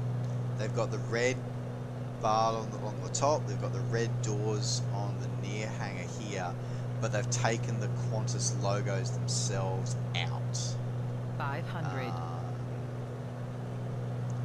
So that's, I'm guessing that's something to do with copyright, I'm guessing, or licensing and stuff like that.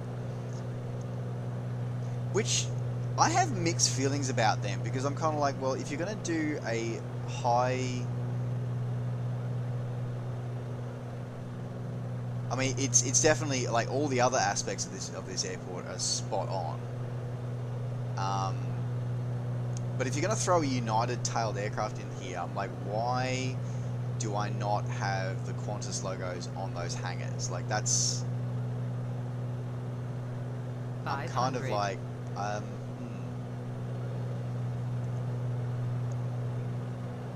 So this is the RFDS and the DHL section.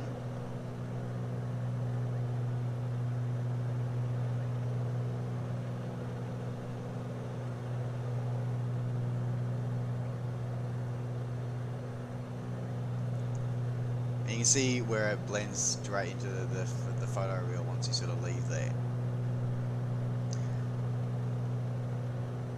So that's really interesting. As I said, I feel I'm conflicted about that. I am conflicted about that. So, because yeah, so that's the domestic terminal that we just overflown, guys. So the international terminal's on the far side, which also, to its credit, you know, that's where the United tail appeared. So you know, it's definitely at the right terminal because it's at the international terminal rather than at the domestic terminal. So.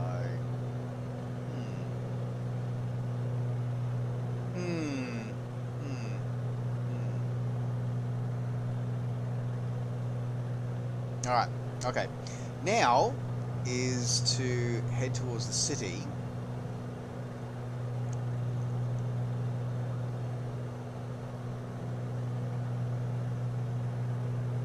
In hindsight, I actually should have grabbed the icon, shouldn't I? And then we could have done water landing next to the Sydney Harbour Bridge. Well, let's find out if the Sydney Harbour Bridge is even there. Let's find that out. 500.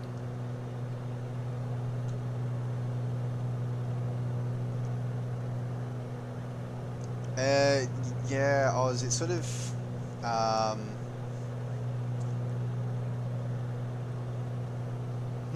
yeah, oh, that's right, yeah, it was your airport, yeah.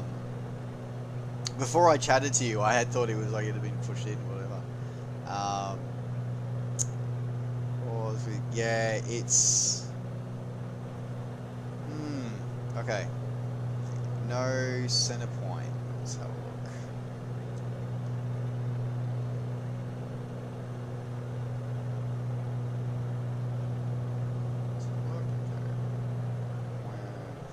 Prop about manifold fresher forward a little bit.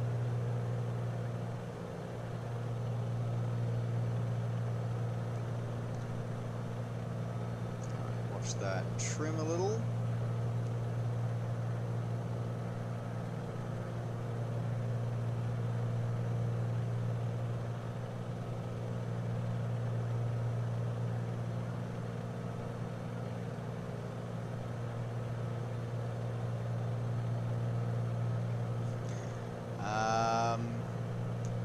There looks to be an awfully empty space where I would be expecting to see the top of a bridge, I'm thinking.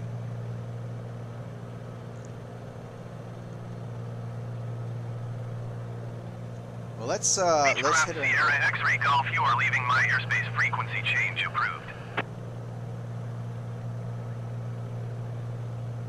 Sydney Tower Beechcraft Alpha Sierra X-ray Golf frequency change.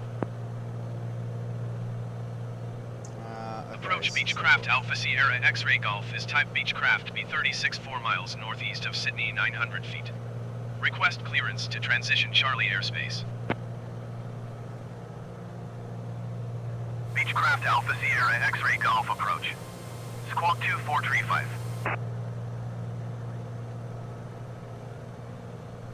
Squawk 2435 Beechcraft so Sierra X-ray Golf. Orbing around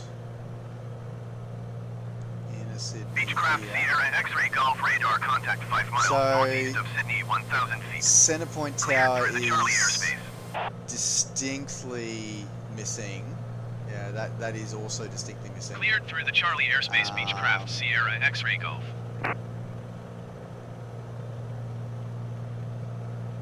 Yeah, that is definitely noticeably missing. Sorry, I'm seeing what's there instead. It's like the vector data auto gen bridge has been thrown in there. Oh dear. Okay, so let's have a look. So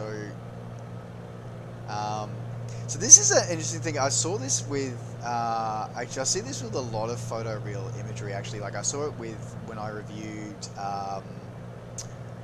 There was photoreal of California that I looked at. There's photoreal that we saw in Newcastle for this sim, and stuff I've seen for XP11 as well. Is that when you see the boats, for example, you sort of see them. You can see that that's where the photoreal's been blended into the water, and it's sort of just missing out. Now that's really interesting. So for those who don't know, this is a Royal Australian Naval Base. I want to say it's Garden Island, but I'm not 100% sure. But that is HMAS Canberra, which had been in dock for I think about a year. And that is, I can't remember the name of that other supply ship that's docked berthed next to her, and then that is an Anzac class frigate on the opposite bank.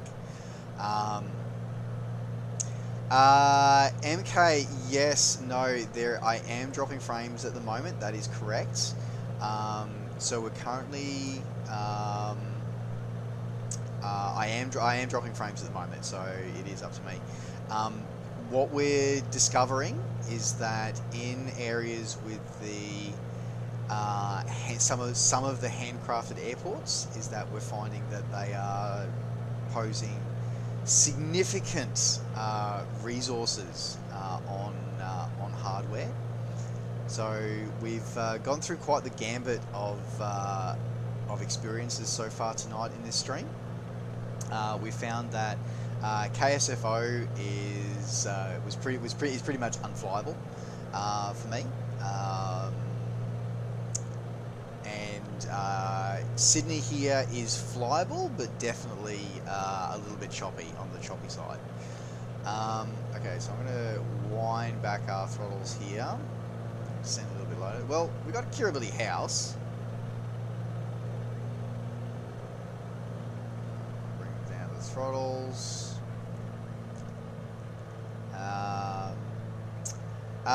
Baron, so welcome to the stream.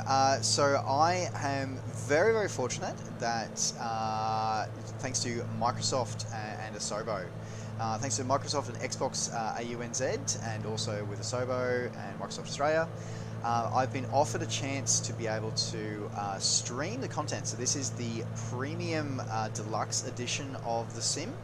And I've been given a privilege and an honour to be able to stream it to you guys, to give you guys a chance to see the sim in action before launch day on Tuesday. So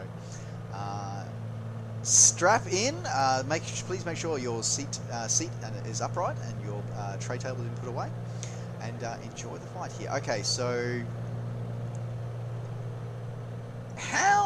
how do you do Sydney and the Opera House and not do the bridge? Come on, guys. 500. I was really hoping this would have been fixed for release.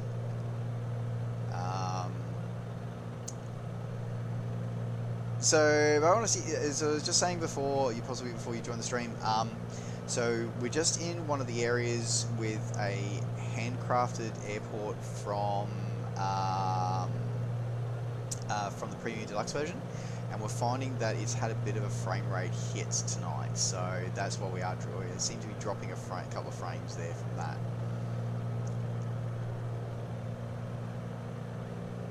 I got to admit though that the modelling of the Sydney Harbour Bridge, of the Sydney Opera House, that is spectacular.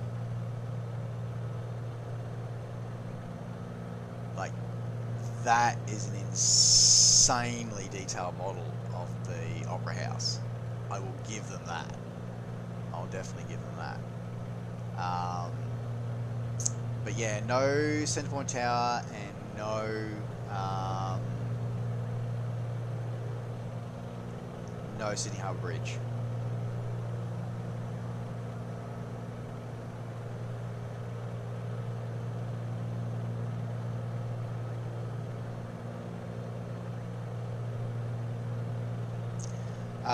Well, yeah, it's. I'm trying to remember. It wasn't FSX, but there was another sim at some point where, or maybe it was an early version of Orbix's Australia, where they actually released it and it only had like the generic bridge rather than an actual, the actual Sydney Harbour Bridge there.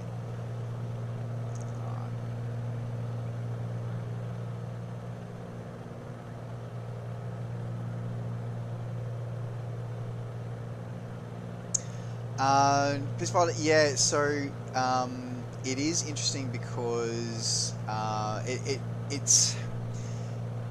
I think it's to do with the airport. I don't know what it is about these handcrafted airports, but this is now the second handcrafted airport that we've gone to where it has played absolute hell on my frame rates, like absolute hell on my frames.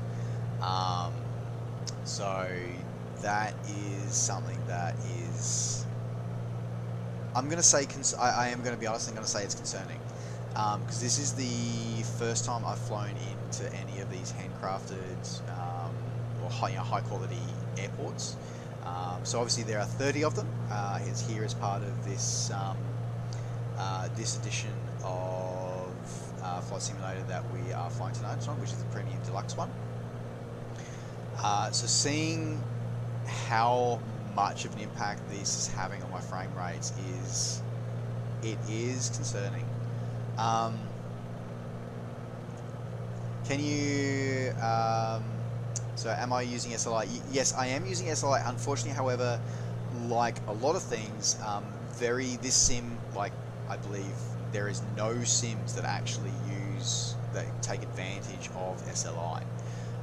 SLI, I really lament SLI because SLI was and Crossfire is such a, it's a technology that makes such incredible sense and is like, yes, it's basically put two cards in there, strap them together, and you get the equivalent power of a single card doing two, but over two physical units. The problem is though, it seems that the tech required for a game or a program to use it is a lot more difficult than it would sound to be able to generate. So very few programs actually take advantage of SLI. So while I have two cards in SLI, the only programs that I have that actually make use of that is 3ds Max and Adobe products. That's it. I do not have a single game currently installed that actually makes use of both cards. It seems like such a missed opportunity that the computer and the gaming world really genuinely missed an opportunity there. Like they just had such an opportunity to do to have such a gateway to give graphics cards such literally that would give them a longer life, because instead of having to people have to get one card or hang on to one card for longer, you'd actually be able to get cards. You actually potentially make more money out of people because they can buy two cards and get power. Phoebes, thank you very much for the follow. Welcome to the crew. But yeah, so SLI I think was just one of those things. It was it's a missed opportunity for technology that I can't lay the blame at flight sims for this, because most games, very few games use SLI or Crossfire. Like they just don't. And it's gone by the by. I mean, we now have, I have two 1080s, first edition 1080s. So each one with 6 gig of VRAM, and we're talking, so even if they were in SLI, they're 12 gig. The next gen cards coming out from, well, the next gen card out from ATI has got what, 20 gig in it, 16 or 20 gig in it, and the rumors I was reading on Tech Radar the other day that the new NVIDIA cards that we're expecting to see come 1 September, we're talking 20, 24 gig of VRAM in those suckers. So it seems that everybody's put their eggs in the basket of having upgraded cards. So I just need my 1080s to hang on until September, and then I can upgrade to whatever. Well, I'll just hand NVIDIA my credit card and just look away. Try turning off. Oh, okay, that's really interesting. I have not tried that. I may do that. As I said, I haven't experienced stuttering. As I said, tonight with this stream has been the first time that I've experienced any performance issues at all with this sim, and I've been in it since the first alpha test that went out. So as I said, I was not expecting to see this many issues that we've seen tonight. But as I said, Beechcraft Sierra X-Ray Golf, contact Sydney approach on 124.55. 124.55 for so it's Beechcraft been Sierra X-Ray really, Golf. yes, it's been interesting. I wasn't expecting to have this many issues tonight. because I Sydney haven't approach experienced Beechcraft any Alpha issues like Sierra this X-Ray Golf, 1,500 feet. Right. Now, let's go into... Beechcraft Alpha Sierra X-Ray Golf, Sydney approach, continue as planned. Altimeter 29.92. Right, let's go with nearest airport list.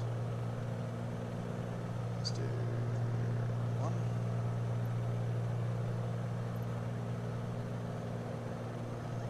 Let's go 4. Bankstown Tower Beechcraft Alpha Sierra X-Ray Golf is 4 miles northeast with Charlie to land. Beechcraft Alpha Sierra X-Ray Golf, Bankstown Tower. Fly left base runway 29 right. Altimeter 29.92, wind 257 at tree. 29 right. Beechcraft Sierra X-Ray Golf, cleared to land runway 29 right. Wind 257 at tree. Okay.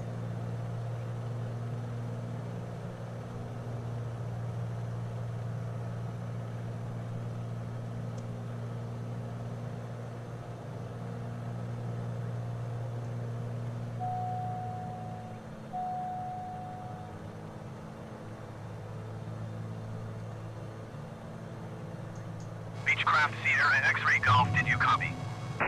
Oh, that's right. When you briefly take over for the comms, the AI forgets to then take over the comms for you again.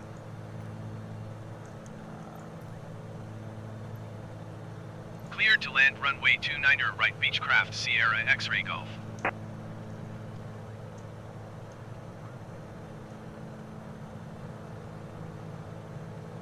Alright, coming in on 29 right.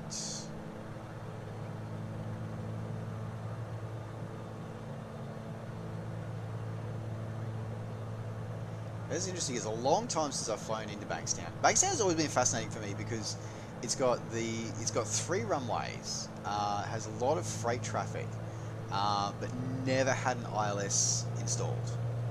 I've never understood why it never got the ILS installed. Like even bloody Holsworthy's got an ILS set up. Alright, coming in on 29 right.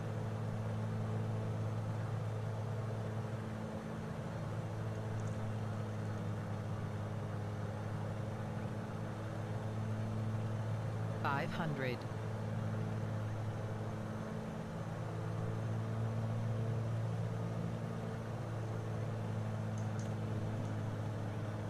Alright, that bump as the flaps extended there.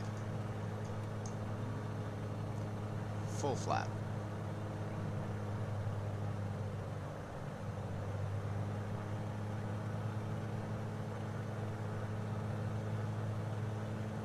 It's funny actually because my my TPM obviously handle is on my opposite hand at the moment, so I now understand why the the trim is normally on the left side of the yoke because you'd be holding the TPM with your right hand, but because I've got my throttles on my left, my trim's actually on the wrong hand at the moment. That's alright. Bit of back pressure on the stick never hurt anyone. On the yoke, rather.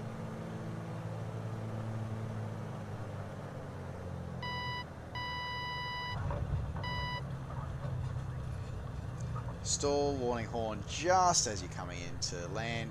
Perfect. Beechcraft Sierra X-Ray Golf, turn next taxiway.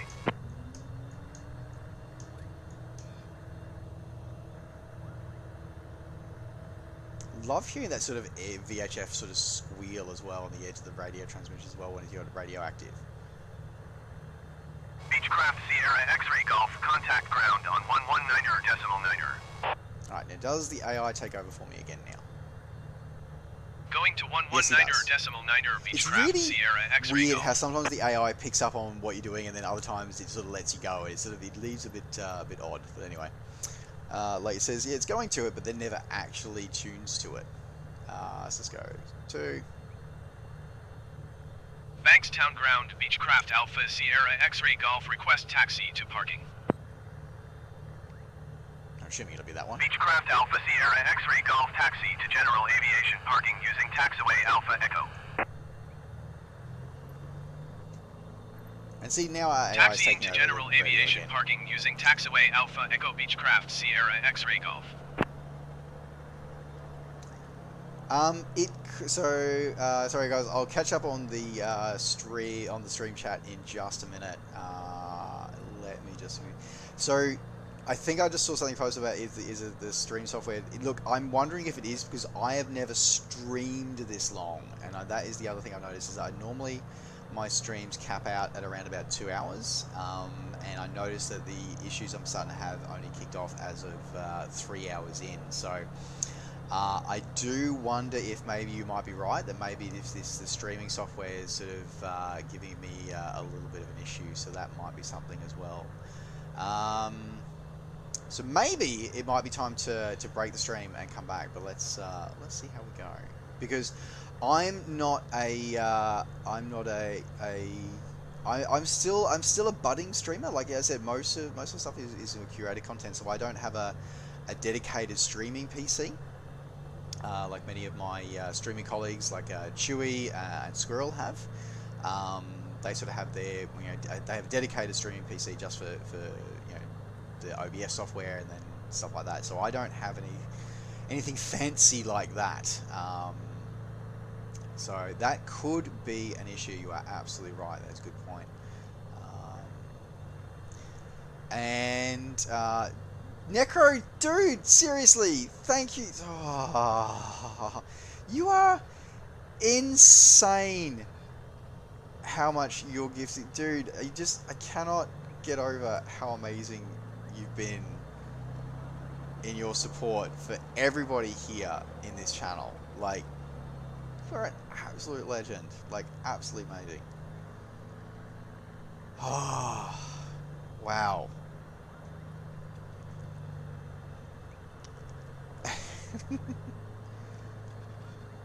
Okay, let's taxi this up.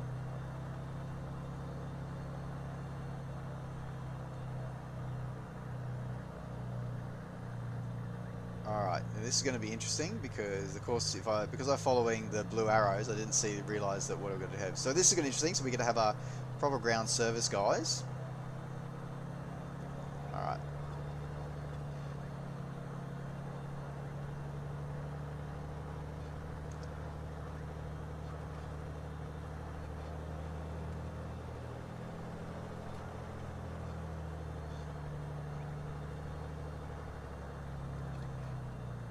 Go.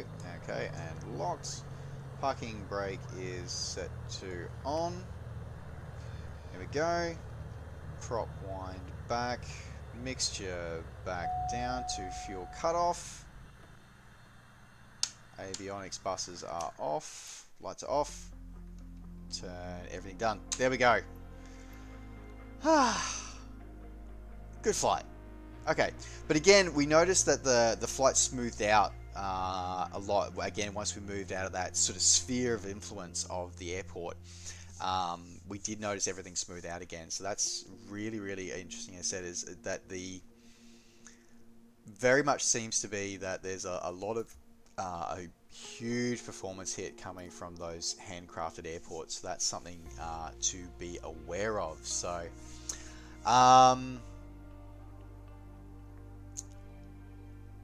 spare video cards, etc. Yeah. Everybody is just like, you guys are awesome. You guys have been absolutely amazing so far tonight. Okay, I gotta admit, guys, I'm getting a little bit hungry. So, okay, I'm gonna ask everybody's opinion here. I need to eat.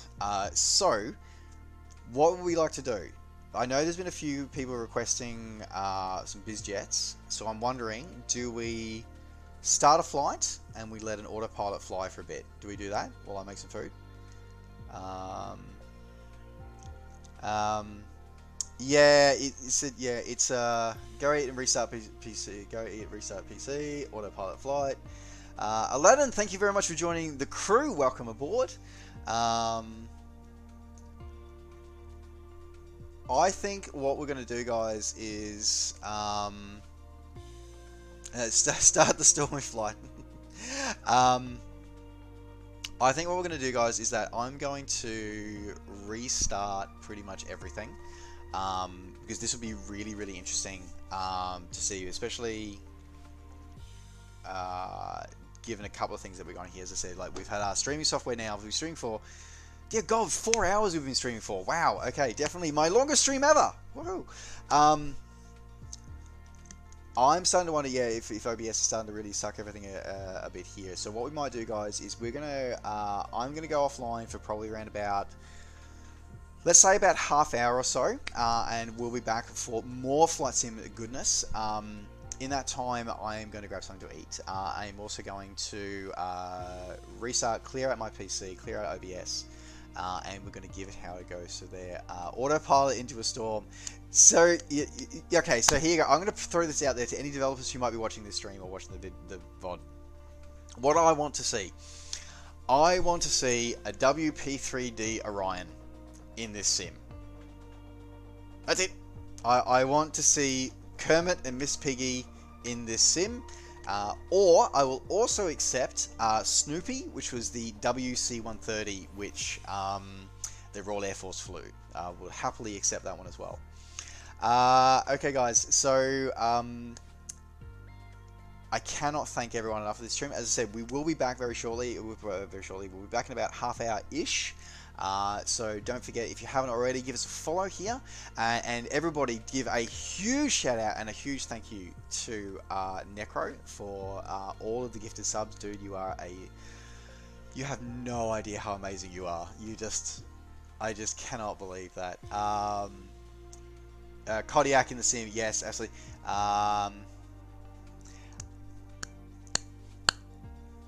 You won't have, all I'm going to say is you won't have long to wait, Kodiak. That's all I'm going to say. You won't have long to wait. And I'm going to leave that right alone after that. So, thank you everyone. We will be back in half hour, 40 minutes or so. So, don't forget as well, if you haven't already, give us a follow here on where are we now? I was about to say Mixer. Oh boy, that's a conversation we could have while we're on autopilot. So let's go, guys. For those who've been watching this beginning, don't forget to yourselves to grab yourself some food, grab yourself a coffee, grab yourself some water, and we'll be back in a relatively near future. Look forward to seeing you guys very, very soon.